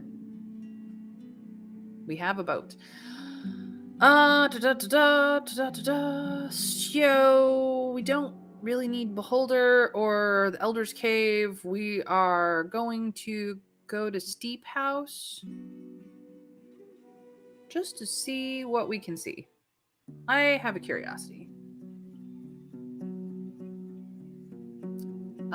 Nope, can't do anything here. I mean, if we had a fish trap, we could set it here and we can wash ourselves, of which, yeah, we can wash ourselves. That's fine.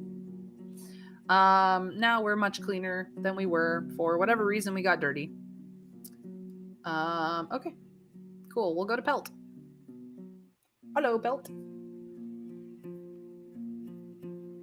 The guard welcomes you with a nod. As you ride in, the other hunters sitting at a table gambling for apples. You hear the sounds of work coming from the armorer's workshop. Let's approach the guards. So, guys, do we want to throw some dice? Because, first of all, we have won once with axe throwing when Sorry Awkward was not here. It was a shock to us all. And 2, we also have done well with dice the last time we were here, which Sorry Awkward I don't believe was here for either. So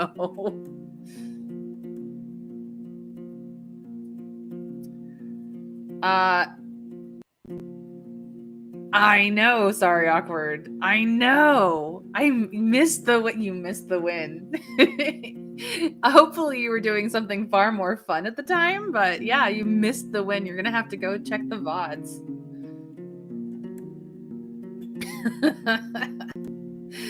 Uh, check the goblins first and then we'll gamble. Okay, I'm down for that. I'll take that suggestion. About the goblins. Shoot, the price is 10. I have your dragons, but there's no soul in the entire ruins. Let's get to it. Let's get to. Did we not do it? I guess we didn't. I guess we're paying for it now. No. I guess we're paying for this now. It's fine. We've got the money. Yep, let's go.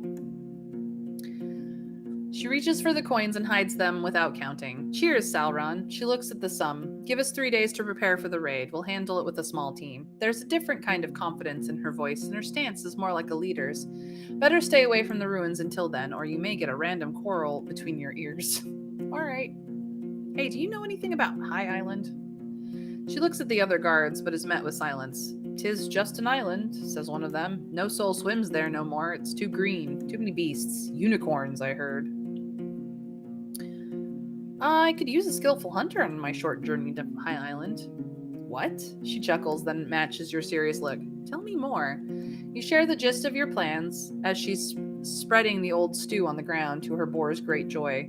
I put safety above adventure, she finally responds, but there is a way you could convince me. What's your price? 10 dragons. And a few minutes in the saddle. Seeing your look, she giggles. What? I was about to ask you for 40 bones, but you're a friend of the inn. You know what you're doing. I can look after him, and I can look after myself. Yep, nope, we're good. We can return to this later. We do not have enough money for that. So, dice or axe? Dice or axe? Chat, tell me true. What is it that we will do? Will we gamble our money with dice, or are we going to throw some axes? And ask them a question. 1 is dice, 2 is axe throwing. Tell me, chat, are we gambling? Which way are we gambling today? We will only lose a single dragon bone coin, of which we still have like 5. Oops. Yep, like 5. I was correct. Neurological started off the vote with dice. K-Schwegel has agreed. Count also agrees. Dice is because it's a learnable skill. Also, there's an ad incoming for anyone in my chat who is not a subscriber. So you are about to get hit with an ad to the face. Sorry, guys. Enjoy that ad. All right, we're throwing some dice. If you have coin, I could throw some dice. Surely, but we're doing it the right way. All 10 rounds, so it's going to take us half an hour or so. 4 players, each one bets a coin. Winner takes all. Still in? I'm ready when you are. Bloop. We lost.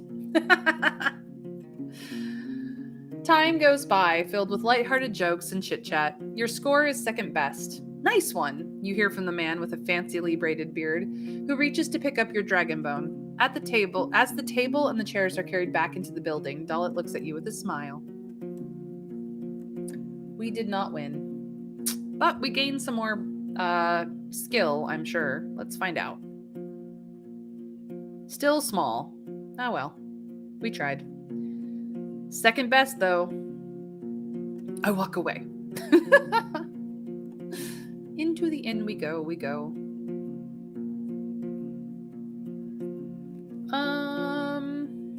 The windows are open, and while there's a few guards eating and drinking, the hall is clean. The innkeeper is dusting the counter and the shelves with the cloth. Tulia glances at you from a corner as she's inspecting her sparse possessions.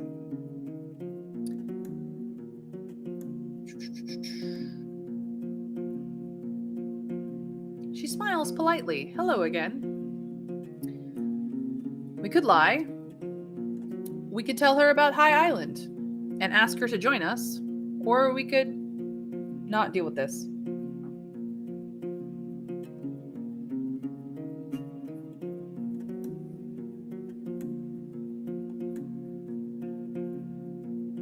What do we think, chat? Have a discussion with me. Welcome back to the non-subscribers. We lost to the dice. We came in second though, so we just need better skill and we might have won. So Tulia is the way to end the game, apparently. And so do we tell her about High Island and ask her to join the expedition? Do we lie for the very first time in our entire lives as Sauron? Or do we just not worry about this? She's lost enough.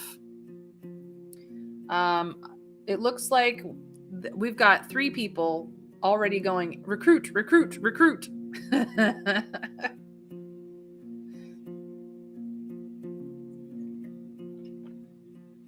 So I guess we're recruiting her. All right. I tell her about High Island. Want to join my expedition? She gives you a long look. I mostly forgot about Astron, and I've had my share of beasts already. So, we could answer with 1. The officials would appreciate your report from the island. 2. Your help may save his life. 3. You're missing out on real adventure. We may find treasure, ancient ruins. Or 4. You got anything better to do?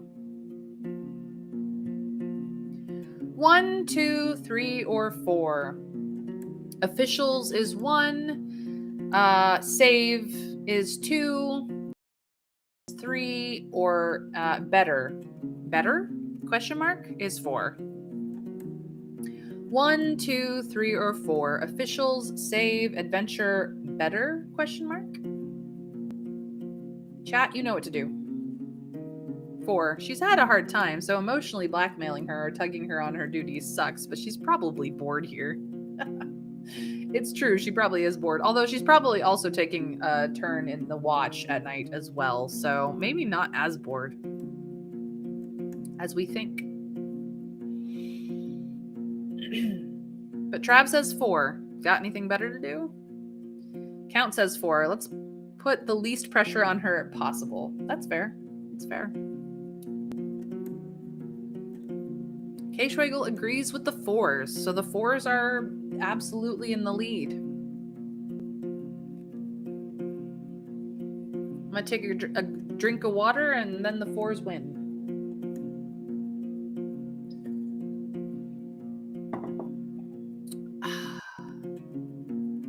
Fours absolutely win. Winter Fairy has cinched it. Got anything better to do? Not dying is high on my list. She raises her chin. Her eyes turn cold. Be so kind and keep yourself in one piece as well so we can keep each other safe on our way to the city. A short pause. I can't do this. Are you really this sick of the roads? I don't plan to give you a palace made of dragon bones, you know. Yeah, no. We're good. Let's take another look. Go to the innkeeper. Show me your wares. I want this. Thank you. Do you have anything you'd buy? Nope. All right. Have you heard anything about High Island? I've heard its name somewhere. Let me think. He looks around, then picks up a mug and tilts it to peek inside. Oh, right. It's the savage wilds around the volcano? I asked the locals what's the smoke that can be seen from time to time, but they don't know much about the place either. I'd ask some sailors if I were you. All right. About Glaucia's band. He freezes, observing your hand silently.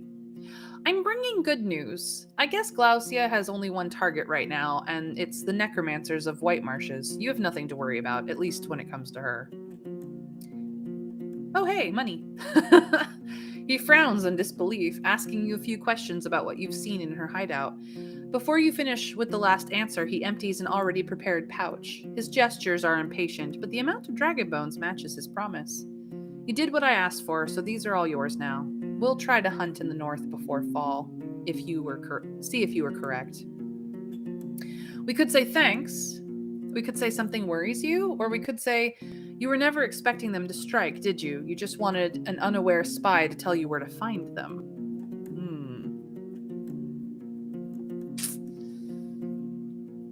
Yeah, no, it's fair. She literally came to these lands with 8 people and has lost all of them. to bad things. So, like, I can understand why she would not want to walk into the face of even more bad things and the unknown with us. We were able to spy on her without really causing trouble for it. Yeah, I mean, we still have things to finish up with Glaucia's band, but yeah. Count started off the vote with 2. Something worries you. Trav says 1, but very 3. I'm good with that, though, because they're bandits, and if he wants to clear them out, I'm all for that.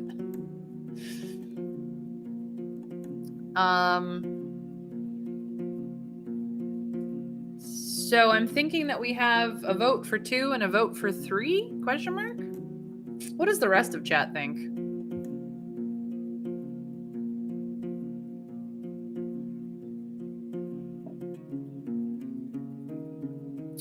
Thanks, worries, or strike? Well, no. Third option is spy. Thanks, worries, or spy. 1, 2, or 3. What will it be? Winifred also says 2. K. Schweigel also says 3. Ah. So I have a vote for 1, a vote for 3, and 2 votes for 2. So it looks like we're just going to ask questions. Something worries you? He observes the floor for a bit, but finally waves your question off. Their camp sounds like a well-protected place and hidden in a dangerous spot. He raises his eyes, though only for a moment. If you're wrong, we won't get to them easily, but that's just a thought of mine. Alrighty then. It's not quite late in the day for us to sleep. Phew. What you buying? Nope, nothing. That's all I need. Okay. We don't need to go to the armor. We fix our own shit here.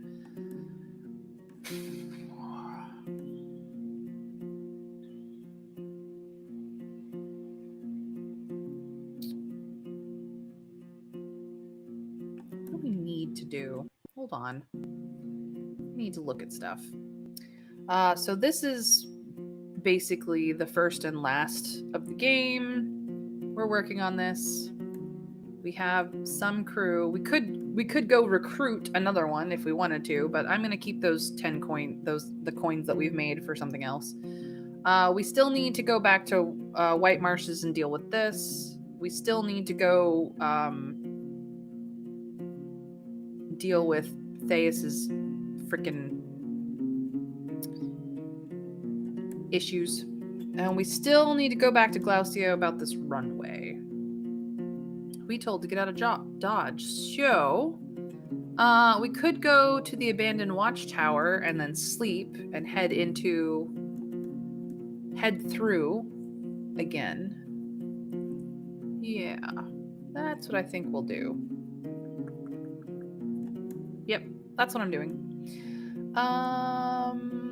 We have a fish trap here. Okay. We set it on the 31st. It's probably not any good anymore. It needs to be reset. Okay. I know what I'm doing. We're gonna jump up to the old bridge and leave off a sign.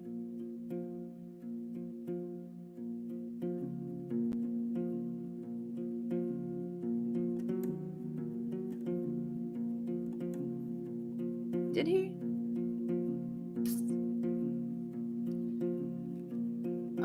I'd like to ask about someone. That's just ask about a person. That's all it is. Let's change the topic. Yeah. The ask about someone is a prompt thing. It's not really useful right now. I mean, we could ask about people and get more information about people, but I'm not worried about it. We're gonna go drop off a sign at the old bridge.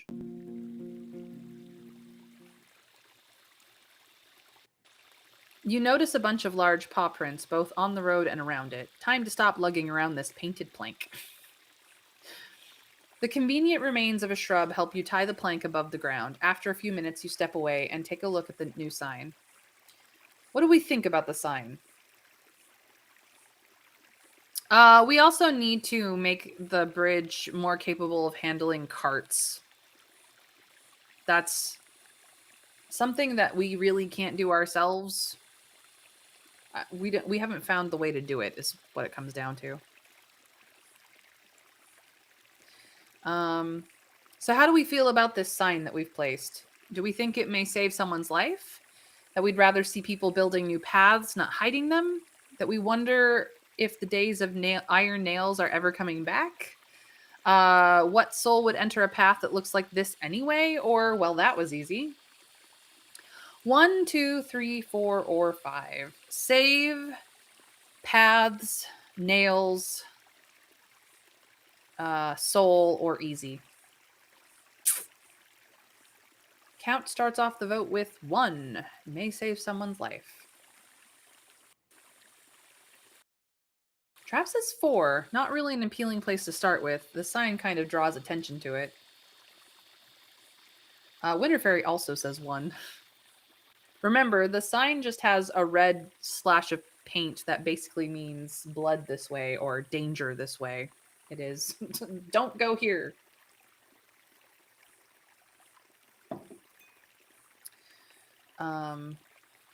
So the 1s are currently in the lead. Anyone else want to weigh in? K-Struggle also says 1. It may save someone's life. Alrighty then. The 1s have won. Soda Pop looks around nervously and approaches you when it notices your attention. All right. So now it's late enough in the day that we will go to the watchtower and have a slip.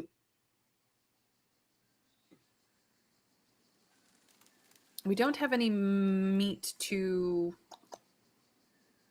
do, so we will just enter the tower and sleep.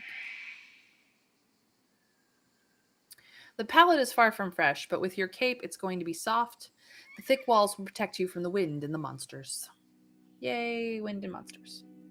Ever met a human? Put up a sign saying don't do something and you won't even have time for the paint to dry. It's true. The rains once again hit the ground, interrupting your sleep. Another day of muddy roads. Dang it. I hate that.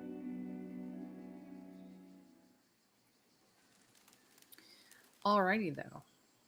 We wake up in silence, barely hearing the wind outside the tower walls. You gather your things and climb down to where Soda Pop is napping. You walk it outside, allowing it to graze on the grass for half an hour.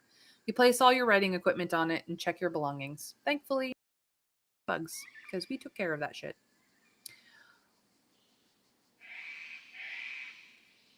So we need to go to the heart of the forest.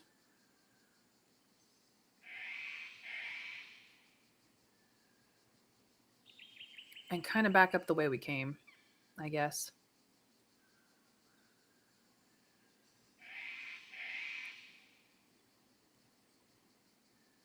I don't know if we want to play with this nest. Do we need to go to Eudocia for anything? I don't think so. Yeah, no. I'm gonna go to the heart of the forest and have some fun. Here we go. You spot fresh claw marks on a nearby tree trunk as well as a broken branch. We are going to the cairn in the middle of the forest because I need to go to a clearing and then maybe back to Glaucia's band. The rocky hills give way to meadows and tree roots. The saplings wake up underneath the remains of the burnt forest, competing with young grasses and ivies. At first, the nearby howls make you think of humans, not beasts, but the numerous throats make you reach for your axe. The creatures, not even waist high, come out from the taller grasses and the sparse bushes surrounding you quickly. Despite their wolf-like heads, their front paws would fit a monkey. Their furs are mostly brown and short, but carry scars left by all sorts of cuts and scratches. Almost every knoll lacks a part of its shell, a limb, an ear, a nose, an eye. Some of them move on all fours and sit down on their rears, while others walk around on their hind legs alone, though with varying levels of confidence. A few have the grace of a determined robber. Many more resemble the harbor drunkards. Check the bestiary. All right, let's do it. We got gnolls. think they're under beast folk. Maybe not.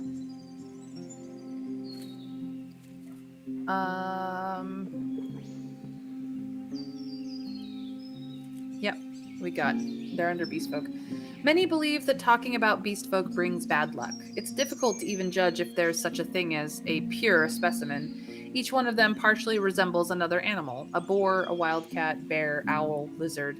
Yet no matter if they have long tails, fangs, tusks, claws, or antlers, they're always bipedal and seemingly capable of working together. Packs, some people say. Others call them tribes. These mysterious creatures show up all across the realm, hunting for animals as well as travelers. But it's not clear how smart they actually are. They don't use weapons nor speak, yet seem to partially understand human behavior. Even Wright's tablets describes a woman who used to trade with beast folk before they ate her. The smallest beast folk are usually with wolf-like heads, are known as gnolls. While threatening in large numbers, in small groups they don't present a problem for a skilled, confident fighter. According to Dalit, 2 of them, one deer-headed and one bearfolk, tried to steal a rabbit from our trap. We outnumbered them, so they just grunted for a bit and withdrew. But you know the old tales.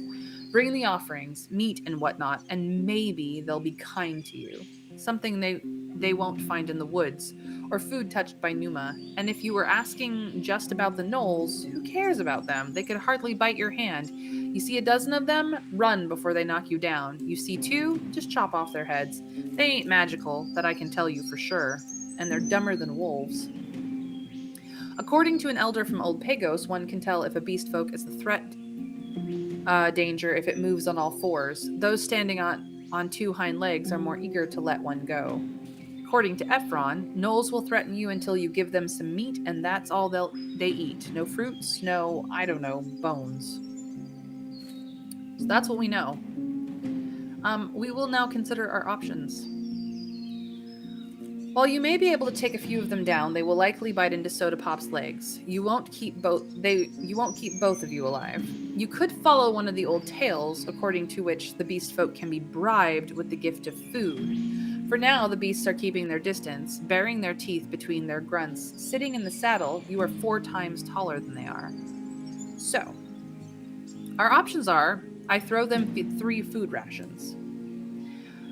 Maybe they're smarter than people think. I throw them 1 coin. They won't catch a palfrey. I pretend to turn back, then ride around them through the rocky meadows. Or, we won't get to the other side anytime soon. I ride back towards the eastern entrance.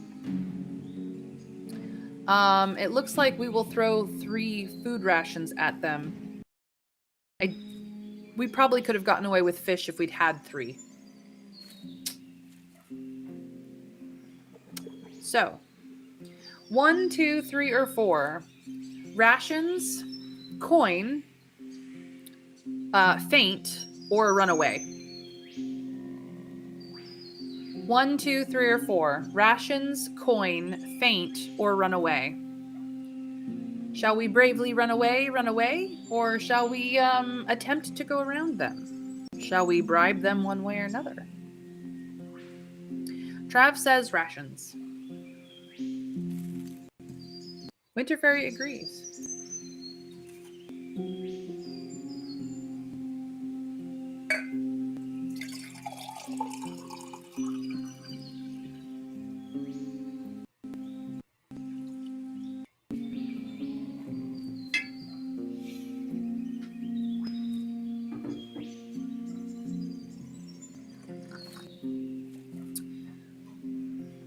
It looks like chat says throw rations at them and make them go away. All right, we throw 3 food rations. The packages scare away the nearest gnolls, but then the braver ones get closer cautiously, smelling and poking their new booty. Suddenly, they bite into the scraps of linen, revealing the fruits and scraps of meat. 3 of the largest beasts grab your gift, 1 in its jaws, 2 with their forelimbs. They run to the hills, followed by the rest of the loud, excited pack. If the stories are true, the gnolls should now spend some time away from human eyes. I pat Soda Pop's side and try to calm my nerves with an encouraging tone. We have overcome the challenge of the gnolls. Good job, chat. You're standing at the ford, and while you remember throwing a couple of rocks into it, you hardly recognize them. Nearby, you find a stain of blood. A drinking animal must have been caught by a predator. We could spend some time gathering larger rocks and throwing them into the water. We could ignore it for now, or we could just not bother trying to ford this place anymore. That's fair, Count. That is fair. Anything smart enough to take a bribe is not worth fighting. We have the time. Throw bigger rocks. All right. Looks like we're doing the rocks. How long will we spend throwing rocks into a river? 15, half an hour, 45, or 60? 1, 2, 3, or 4? 15, 30, 45, 60. 1, 2, 3, or 4. What shall we do, chat? I'm leaving it up to you. Last time we spent only a half an hour.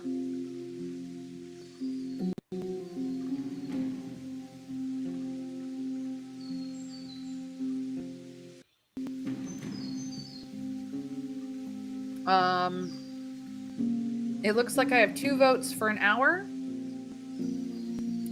So the 4s are in the lead. What does the rest of chat think?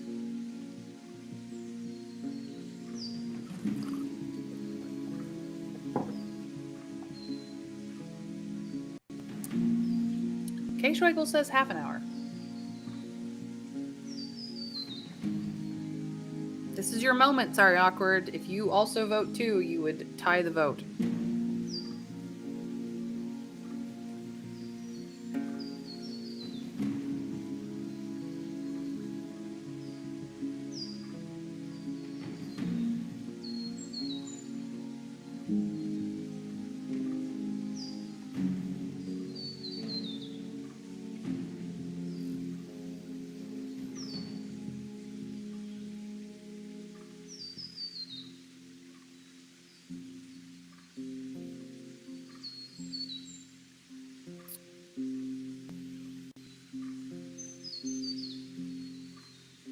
You are not too late. I waited for you to tie the vote. I waited for you.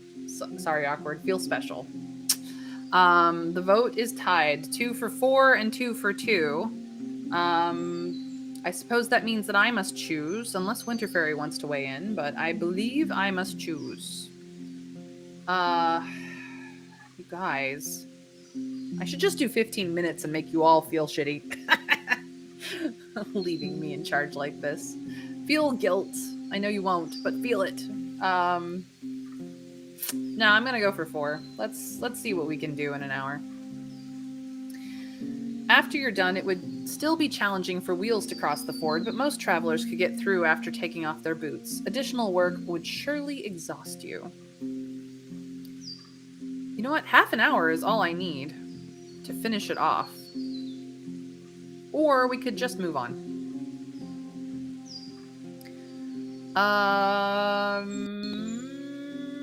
You know what? I'm not even going to make you vote. I'm going to finish it. I just want it done. Half an hour is all I need. Not unlike the builders from the days before the 10 cities, you put the last boulder, taming this scrap of wilderness, even if slightly. The tightly arranged rocks remind you of a cobbled road leading to Hovlavin. Even a wagon carried by 2 mules could get to the other side without stopping.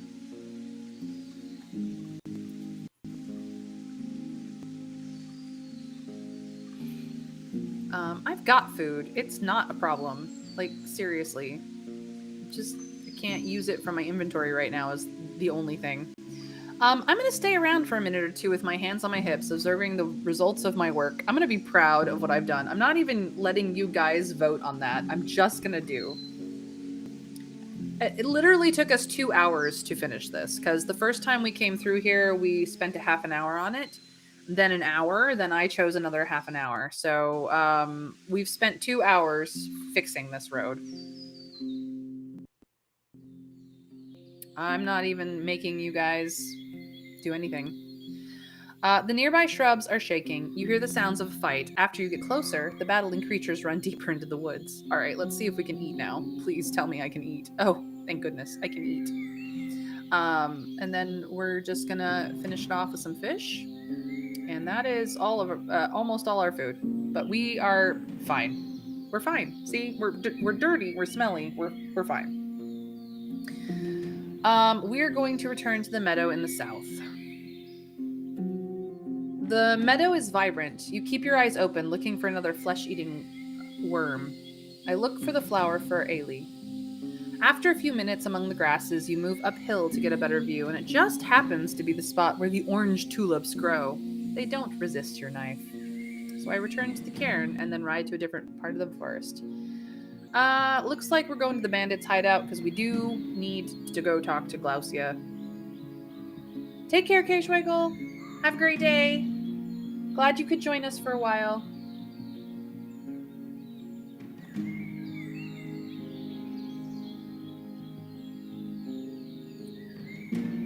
But yeah, we're gonna go talk to Glaucia again. That's what we came through here for, really. While someone watches you from the trees, whistling, it's the sound of the hooves that lures a few people out to the gate. Aside from a few polite nods, the highwaymen observe you distrustfully and tell you to keep your weapon with your bundles. Yeah, no, that's fine. We will do that. Glaucia is observing her mail, which seems to be even more polished than usual. About the man you're looking for. What is it? So, we could lie. I found a shell in the woods that matches your description you gave me, mauled to death by beasts. Or we could tell the truth. He already left the peninsula. Chat. We have an ad in about 30 seconds for those of you not subscribed. But the choice for this vote is 1 lie, 2 left. 1 or 2, you know what to do. Count says 2, isn't letting her know that we told him to. Trav says, nah, no need to lie. Just say he ran off because he did. She'll probably then ask how. We know, of course.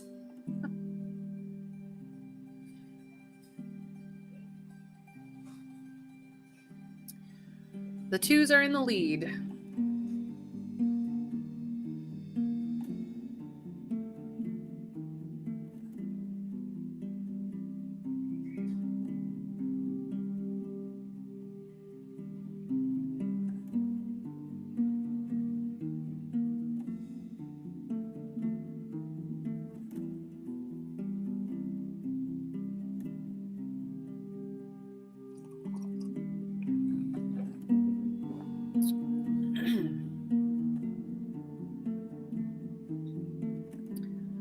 It looks like the 2s have won because nobody else has voted. So he left. He left. He just left. She gives you a long look. Her voice is chillingly quiet. And did you have anything to do with his departure?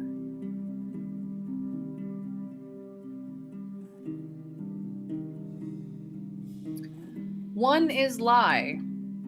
2 is yes. 1 or 2, chat. You know what to do.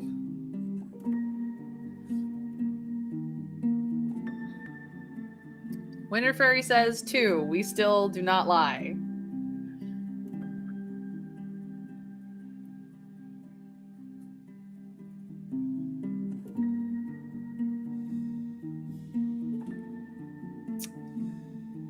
I'm tempted to lie about this. I'm very tempted. But it's up to chat. Trav also says, too, we don't lie. We'd be bad at it. May as well own up to it.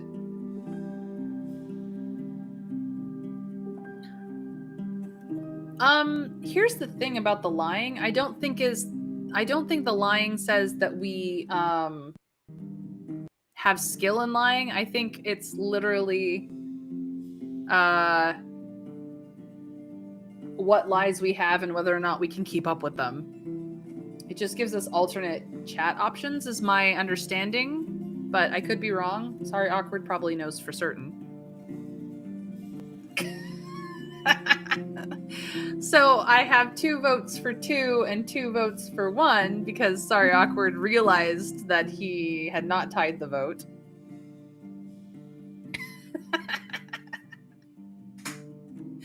You're a laugh riot. Sorry, awkward. I appreciate you in my chat. I really, really do. Welcome back, non-subscribers. The twos have it because I say so. Salron has never lied a day in his life, and he's not gonna start now. I did. Her fist flies towards your abdomen, but retracts before it lands and before you manage to block it. You're a piece of shit waste of air. She steps away, turns around, and vaguely waves in your direction. Whatever message was intended, it causes her guards to approach you. Don't show up again before you have something of worth to say. The blunt edge of a guard's spear pushes you towards Soda Pop. Alrighty then, we just got kicked the F out. But, like, fair. We can't go back for a while. We have nothing to do. So we're gonna go to the gate. To the gate. The distant roar gets louder as you ride forward and is quickly followed by the obnoxious screeching of runners. You notice the sounds of breaking branches and of powerful paws trampling the soil, the shouts of anger and fear. Is it our problem or is it not our problem? 1 is problem, 2 is not our problem. 1 or 2, chat, you know what to do. Trav has voted not our problem. Count says problem. Our problem.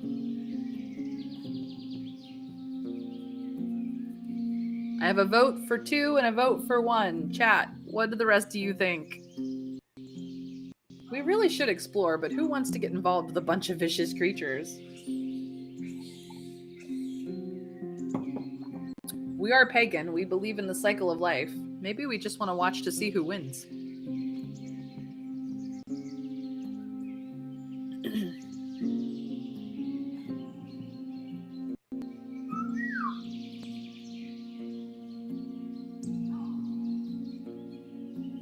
We do! Adventure calls! I think that means that the ones are in the lead.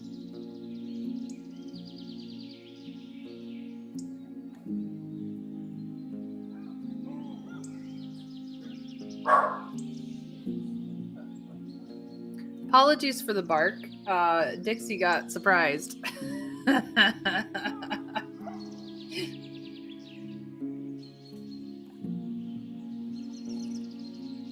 All right, we're following the sounds because that was the majority vote in chat. Follow the sounds.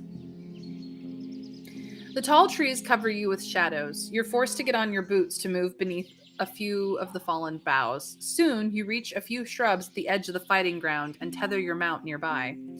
You count 6 birds spread around the dry glade. They're as tall as your palfrey, with pointy curved beaks and tiny wings. Their feathers are green, blue, and white. The saurian, surrounded by the predators, looks like it could break their necks with just a breath.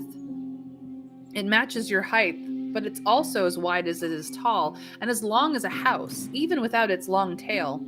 It's covered with firm plates, aligned in horizontal rows down the entire shell, and its head resembles a horned helmet. On its side are 2 rows of irregular spikes, each of them longer than your forearm. The creature swings its tail left and right, scaring off the runners with the massive club at its end. Surely some bird beaks won't get through the dragon's scoots.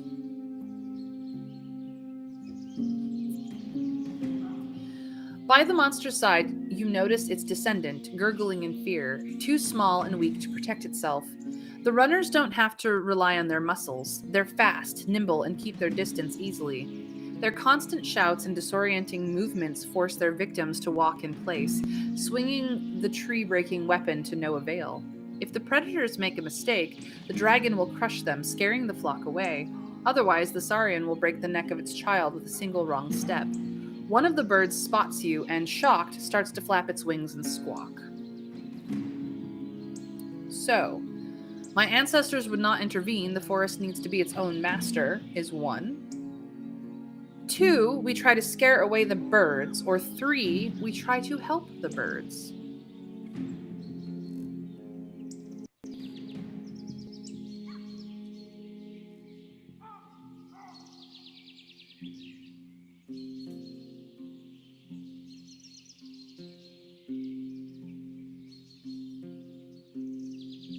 1, 2, or 3. Chat, what will it be?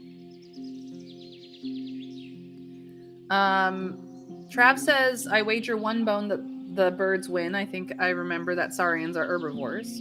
I can't actually do wagers in my chat, but you're welcome to feel that way.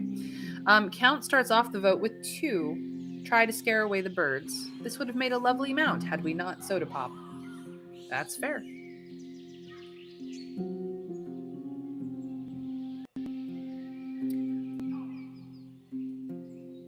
Trav says, scare them away. We are trying to spare creatures. So, the majority vote currently is scare away the birds, too. Anybody else want to weigh in on this?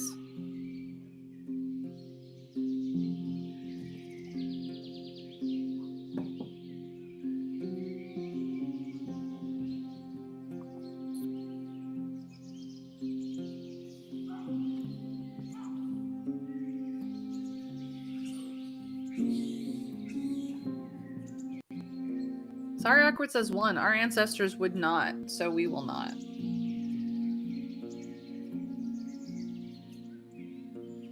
Well, the 2s are in the lead, and they have it, so we will try to scare away the birds.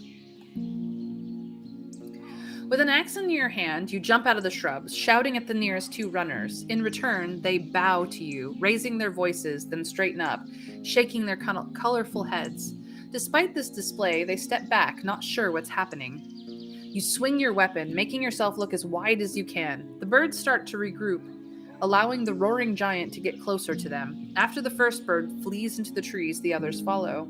The winner is still swinging its tail, observing you, but sparing you the further noise. The little dragon steps away and imitates the movements of its parent, though if anything, it looks more like a play. Time to get out of here. Take care of your kid. You lead Soda Pop away, step on a stump, and climb into the saddle. From behind you comes a triumphant roar. Are we just glad that we saved a dragonling? Which is 1. 2 is just doing my work. Runners are a bigger threat to travelers. 3 is too bad I couldn't steal that creature. Or 4 is once the dragonling gets older, it may be turned into a nice few piles of coins.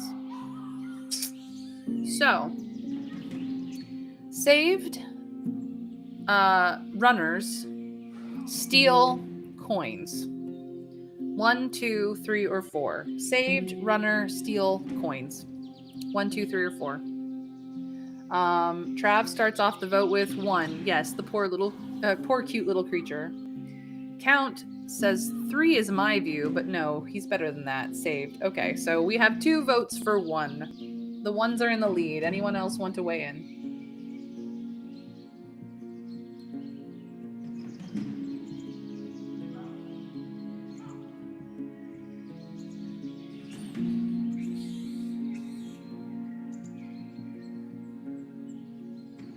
Look, we could have stolen the dragonling baby if we sided with the birds.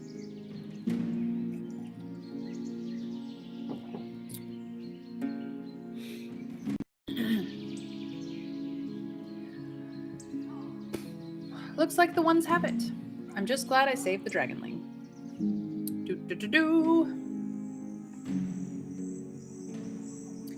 I'm gonna check my character sheet for a second. We're struggling with our faith now. And we have saved quite a few. Interesting. You approach the monkey's territory. The dwellers are still loud, throwing sticks, chestnuts, and acorns at you. At least there are no feces. So, maybe the dragon horn will scare them off. 2 precise shots from the crossbow should be enough to discourage them. Do we just cover our heads with the shield, or do we just simply endure it? Horn, crossbow, shield, ride. 1, 2, 3, 4. Chat, you know what to do.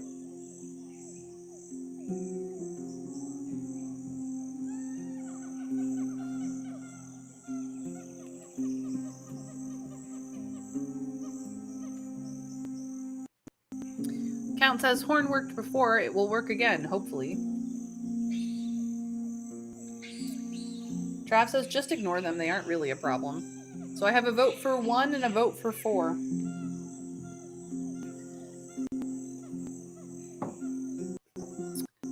Sorry, Awkward says horn. He's very excited. The ones are in the lead. Anyone else wants to weigh in?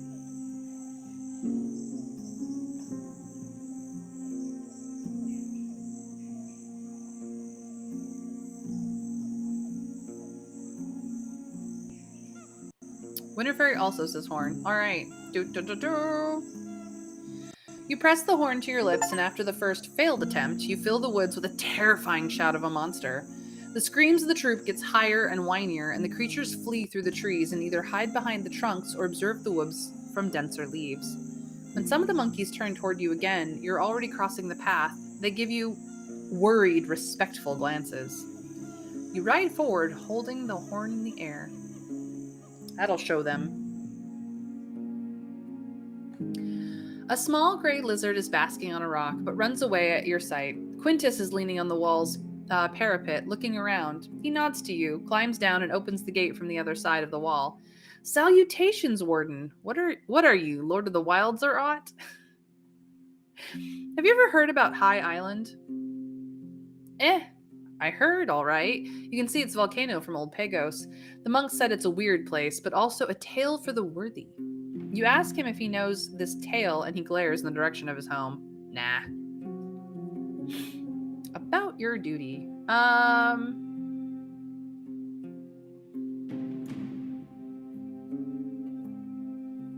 1, 2, or 3. We have enough money that we could let him go to an inn. But then we'd be mostly broke. We'd still have a few coins, but we'd be mostly broke. We'd have to do some running around in jobs, where we can get jobs. Or we could tell him that we've entered the woods many times already, and you can trust me, the creatures there are beyond any human.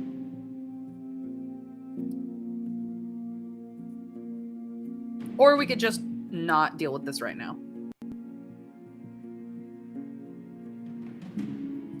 Yeah, I'm not worried about it. We can make money. Like, it's more that he will be able to go to the closest inn for a few days. Like, we're not giving him 11 dragons for a single day at an inn. We're giving him 11 dragons so he has multiple days at an inn. Sorry, Awkward says 1. First, what does he have to say about our statement?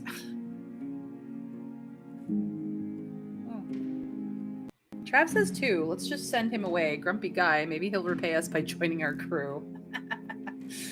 I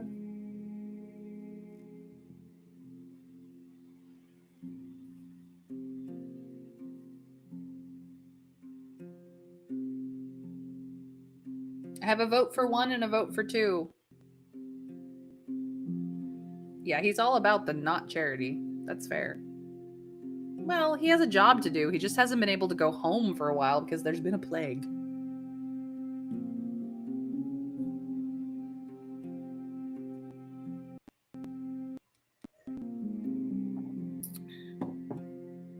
Well, I guess the ones are now winning because Trav has flippy-flopped, so I've entered the woods many times already, and you can trust me, the creatures there are beyond any human.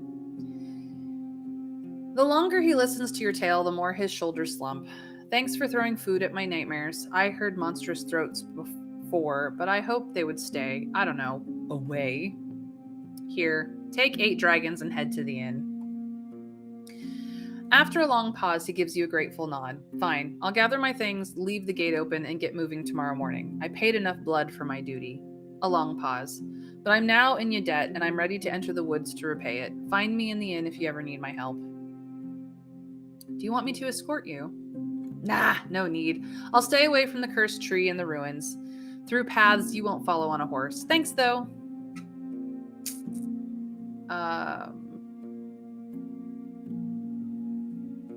We're not going back through, so that's fine. We do have a place to sleep here.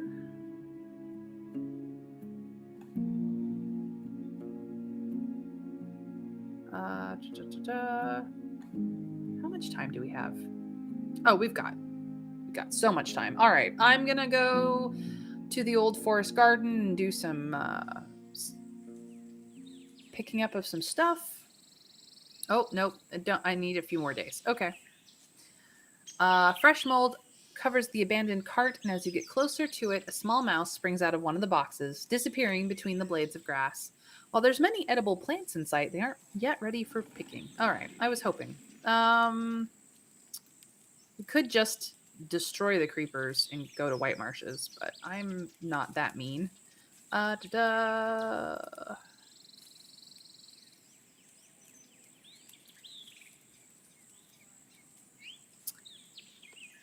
Go to Gale Rocks. Yes, discount on bribing him to leave. The fishers have returned to the village, but the work is still far from being over. You see lights and smoke coming from the eastern part of the village, where the fish are being gutted and prepared for smoking. The guards instruct you not to disturb anyone after dusk and tell you that you should visit Fulvia, who may have a room to spare. Soon after your arrival, a few of the locals approach you with springy steps, and you find no excuse to avoid a bit of chit-chat. We're gonna go get a bath. You find him while he's collecting empty buckets around the village, ready to carry them to his regular spot on the bridge. What is it, outsider? Got dirty? Absolutely. And we don't have to pay for a bath. So we are now much cleaner.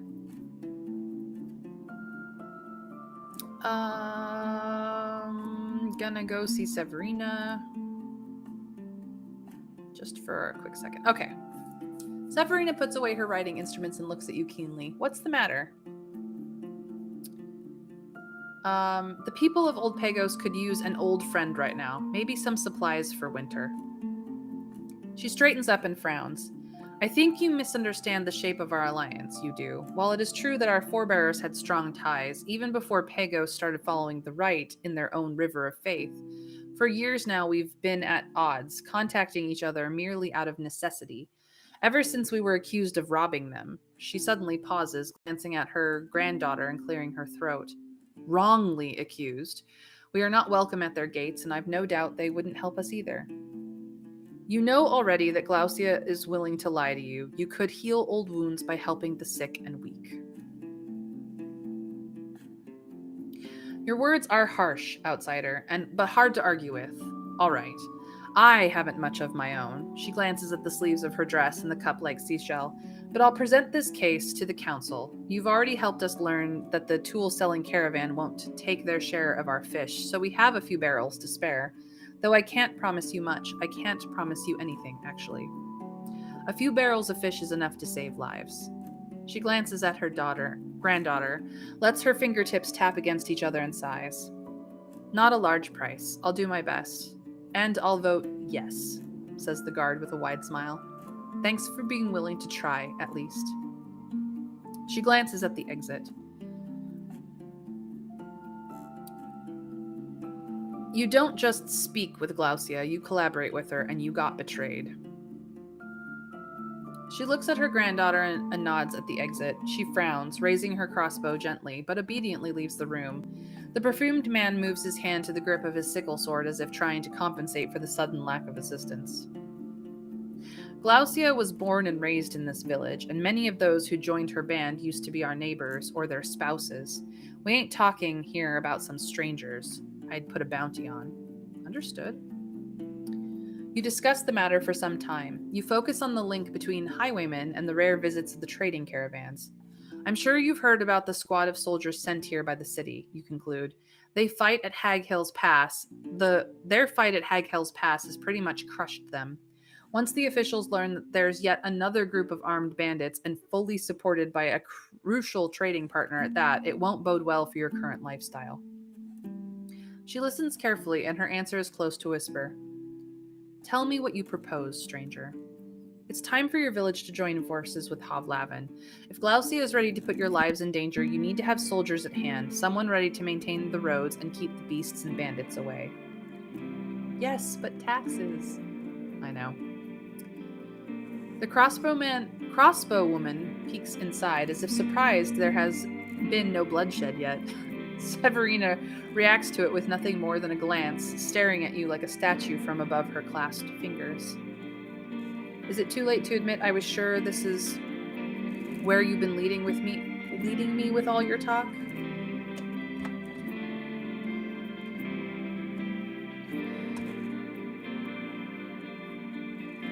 I'm ready to ask the council to listen to you, I am. She can't completely hide the pain in her voice. There's been more and more talk of such a treaty in recent years, as our lives get harsher than they've been in many decades, and we even grow apart from our neighbors. She then notes something on her tablet and gives it to the guard, sharing a telling nod with him.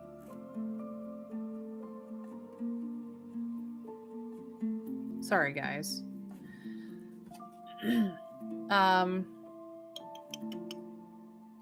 But I ain't sure yet what's right, stranger, and the elders and head workers won't be so sure either. You'll have only one chance to convince us that we should push our family members and friends towards a cliff and instead obey some outsiders from the city. I don't envy you such a task.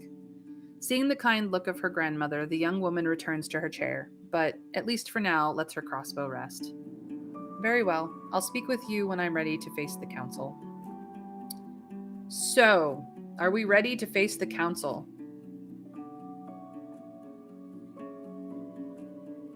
Or are we going to do this a little later? I mean, we have helped them a great deal. It is not that I don't understand Glaucia's point, but she is now robbing from the very people she left to protect? ?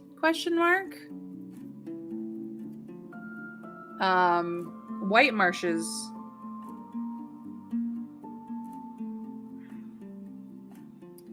White Marshes got cut off from the rest of the peninsula. They are quite literally the city that needs the most help, and they have the least amount of people to do it, and they turned to raising the dead to help themselves. This is the reason why. Yes, raising the dead is not a good idea. Such a bad idea. But if they weren't desperate, they wouldn't have done it in the first place. So Glaucia being upset about whatever happened that caused White Marshes to start raising the dead, reasonable, but now she's screwing over even her own people.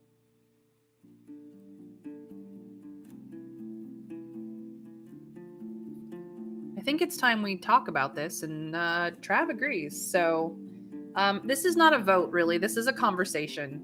I would like to hear chat's thoughts on whether or not we try to get Gale Rocks into the trade agreement with, or at least in talks with Hovlavin about a trade agreement. They have had traders here before, and we absolutely know that Glaucia's band has robbed them. So,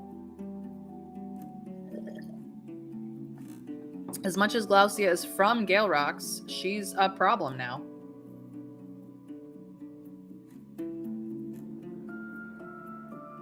And she's an angry problem at that.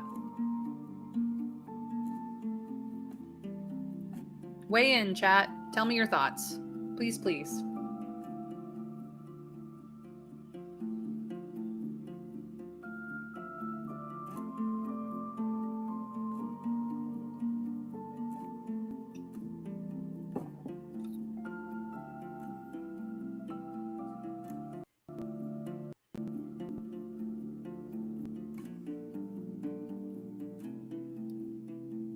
You have a point about taking care of White Marshes first. That's why I want this to be a conversation, not a vote. Because I can absolutely back out right now and go deal with White Marshes more. I don't know if I have enough to deal with White Marshes, but I definitely can try.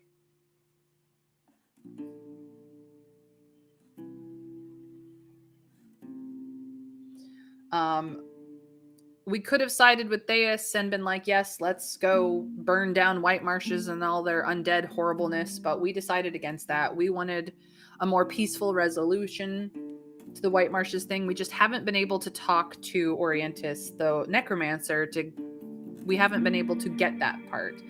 So we could go to White Marshes and try to finish that off. I don't think we'll finish it off necessarily this stream, but definitely by this week. And come back to this. Or we could deal with this right now and deal with White Marshes on Friday. That's the choice in front of us right now.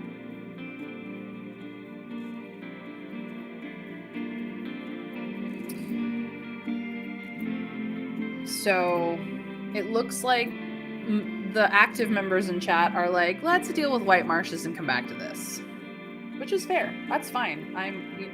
We're good with that. I'm in agreement. Yeah, that's fair. Farewell then. It's late. We shall sleep. We shall do a sleep.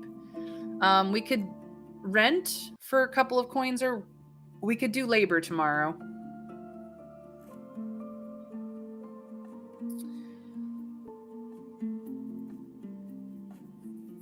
We do not have enough time to get to Foggy's, but we could eat at Foggy's.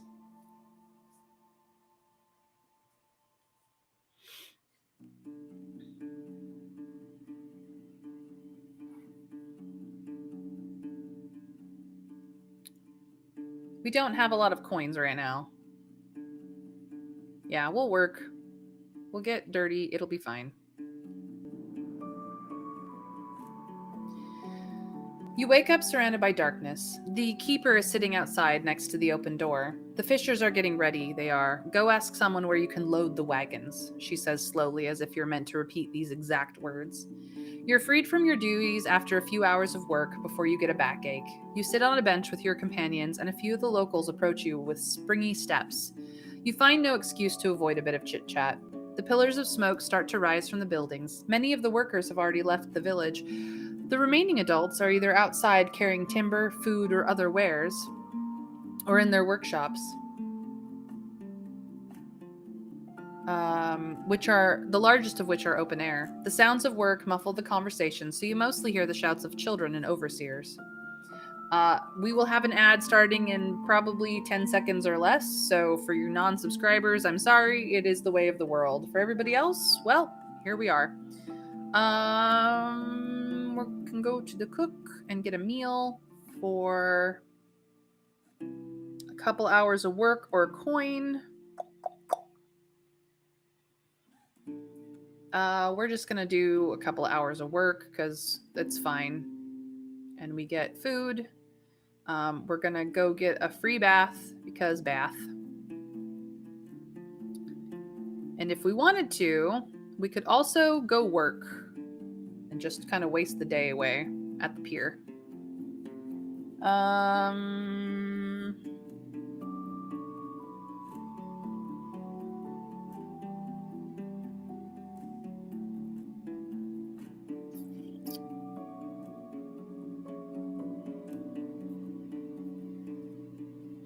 Yeah, I'm gonna go to the pier.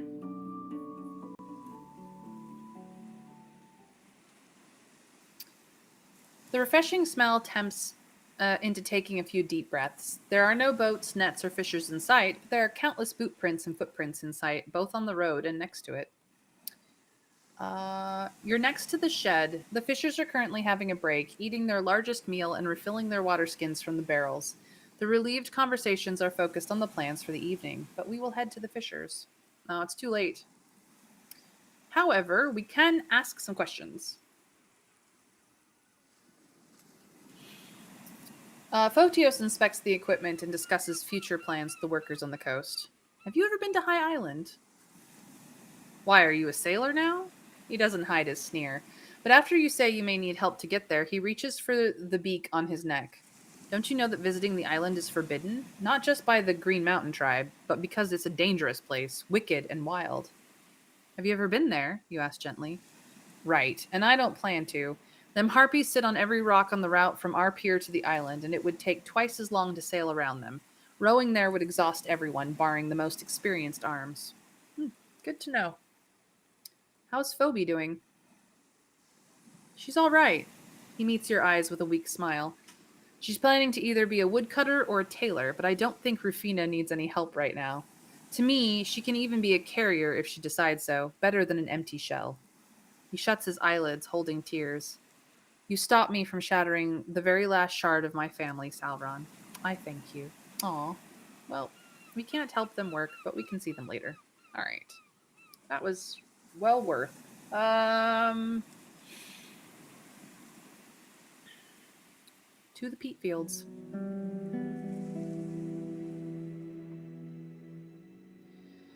An outraged shout of birds fills the bogs. Suddenly, more than 20 brown birds take off from the grasses, scared off by the sound of hooves. Um, Thyrsis is at the edge of the scarp, greeting you with a polite nod. The creepers idly hang from his arms, resting on the ground.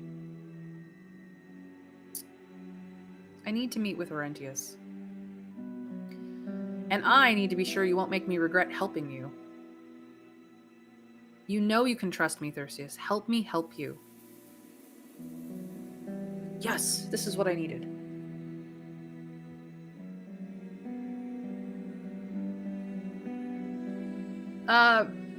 Photios' daughter, who he was concerned couldn't do his spells.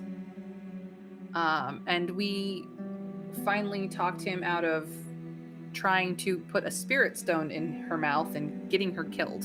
So she's doing well. Oh, Phoibe. It's an alternate spelling of phobie. Anyway. Yes. Thank you, Trav. He raises his hands and rubs his arms, hesitating for another minute. Finally, he sighs. You're right. Who else if not you? Let's do it. Here's how tis going to work. Tell me once you're ready to talk with Orentius, then get to White Marshes and spend the night there. In the middle of the night, I'll show up with a few of my friends and we'll clear the way for you. But remember, it's your only chance. Tell me about Orentius. I was never close with him. When I left the village to learn spells many years ago, he was but a priest of ours. Once I learned, he came forward like a prophet, shouting with zeal, warning the tribe needs to prepare itself for whatever. When his followers brought the first dead shells to the village, they were still in the minority, but were ready to fight for him. We could either throw them all outside of our walls, or... He waves it off. Empty disputes, empty threats. You can tell how it all ended. Any ideas how to convince him? Why would I know? He didn't listen to me. He taps his toes. Be prepared. He quotes Wright's tablets, talks about what's just, right, and whatnot. But he knows a lot about the tribe. If Helvius speaks of you kindly, Orentius will know it. Who could help me get a better understanding of necromancy? He blows out his cheeks, moving his lips left and right. Well, not the druids. He speaks slowly. Mayhaps the monks in the mountains to the west, beyond Old Pagos? Only they've time to learn about things they don't need to survive. Should I be afraid of him? Well, I need a weapon. He's an old, weak man. He wouldn't hurt a rat, but the only way I'm going to convince anyone to help us is if it's clear you're just as harmless. You'll leave your axe by your bags. He says it like it's an order, but you doubt he noticed the dagger in your boot. Are you sure you can get me in? He giggles. You underestimate how many secrets a warlock knows, and how many favors he carries. He grabs and shakes the amulets on his chest, as if they're meant to explain it further. All right. Are we go for a meeting with Orentius, or do we want to go back to the monks and be like, tell us about necromancy, we need to know? I think we've actually already asked the question. Necromancy. No, we don't have anything extra here or here, so maybe we have not, but yeah. Winter Fairy says, 1, let's do this. Count says 2, let's go get info.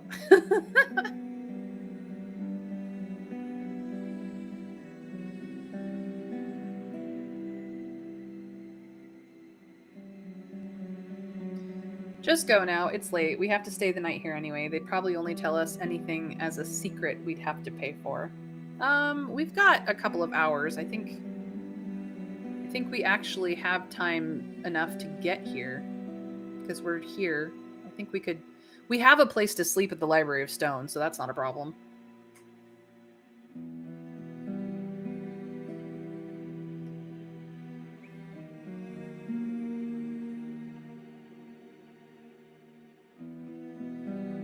mean, we could go and see if we have any any information way forward, but I think we've actually already asked.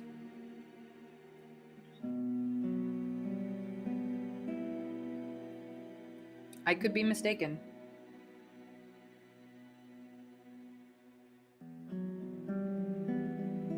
It looks like the go get infos are ready. All right. Travel. Shit. We cannot get there for nightfall. We're going to Foggy's.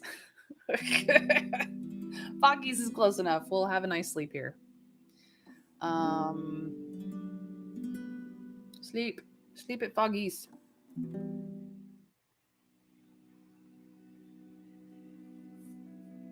The shivers wake you up. Foggy is standing by the door, letting the dense fog in, with her back lit by a lantern. While she breathes slowly, her eyes are keenly observing the area, and after you focus, you hear the distorted shouts of roaming saurians. It too shall pass.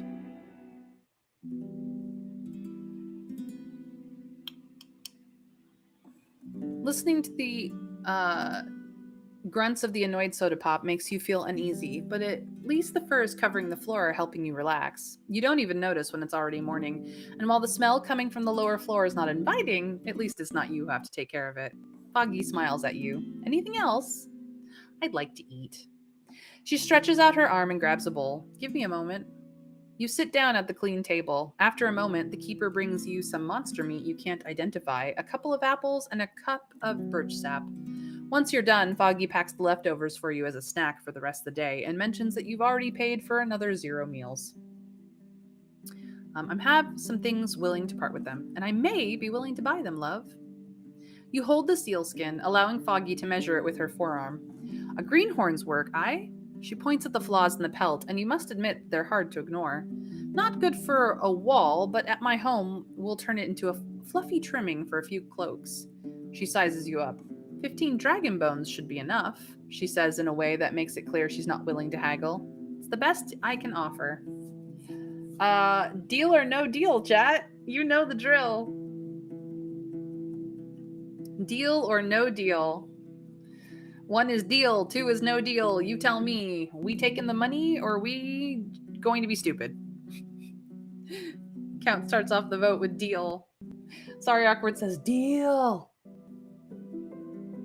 Winter Fairy also says deal. All right, the deals have it. Come back with something you could sell at a profit or maybe hang on the wall. We're gonna buy another 4 meals. And it is time for us to go. Oops. No, we're not traveling yet. We're going to discuss this price with Zabby. Zabby is a 10 dragon buy, as is Dalit in the south. But Zabby is sneaky. I kind of want Zabby. We're taking Zabby. Very well, take this and be ready to leave soon. Easy. I always have by my side what I'm going to take. Anyway, he takes your pouch and gives a wide smile. Ilan observes the lake. His lips are shaking. I walk away. All right. I've recruited Zabby. We're going to the monastery. Let's go.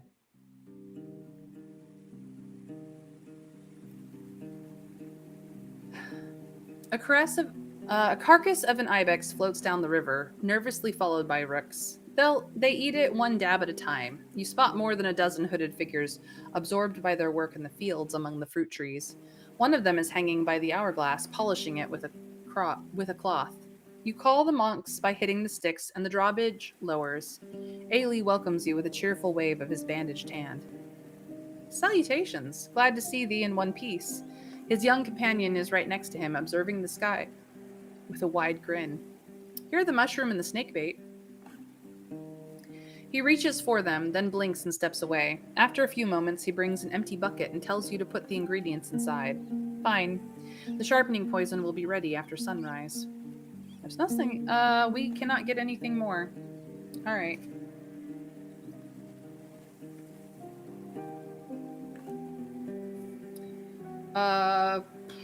Let's find out. Quests. Gather a crew. We have Aedegia, Pyros, Zavi, and Quintus. Those are our 4. We have an archer, a ballista user who's also a sailor, a rogue, and Quintus. And Quintus.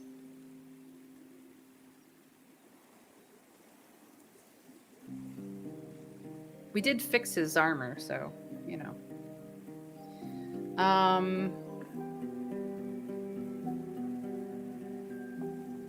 Yeah, we can't get any more information here, so I guess it's to White Marshes we go to deal with White Marshes.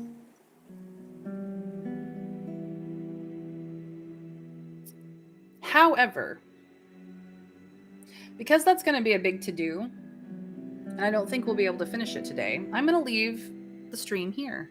This is going to be the end for us. We are getting ready to talk to Orientis. That's what we will do tomorrow. It is time to deal with necromancy. But that is the end of stream. Now, as far as I know, I don't have any friends I could raid today. So sadly, there will be no raids. I need to make more Twitch friends. Yes, I need to make more Twitch friends. Someday I will actually do this. That way we have choices on who to raid after my stream. But today, that's the end of my stream. Thank you guys for joining me. It's been so fantastic to have all of you here. Thank you for all the voting in chat. Thank you once again, Sorry Awkward, for subscribing and getting rid of those pesky ads. I really appreciate everyone's support. So, we will be back again tomorrow at 1 p.m. Eastern US time. If you are not in the Eastern US time zone, feel free to Google what time I start for you. I stream Monday through Friday at the same time every day, so it's not hard to catch a stream. And if you've missed any of my streams, the link to my YouTube channel is on my page. You can go grab the Roadwarden playlist and catch up on your own time. YouTube videos are usually a little nicer over terrible internet connections than Twitch is, so that might be helpful for catching up. In any case, I hope everyone has a fantastic rest of their Thursday, because it's Thursday. We're almost at the weekend. And I hope to see everyone again tomorrow. So take care, everyone. I will see you again soon. I'm so excited for my endgame too. Sorry, Awkward. Bye, guys.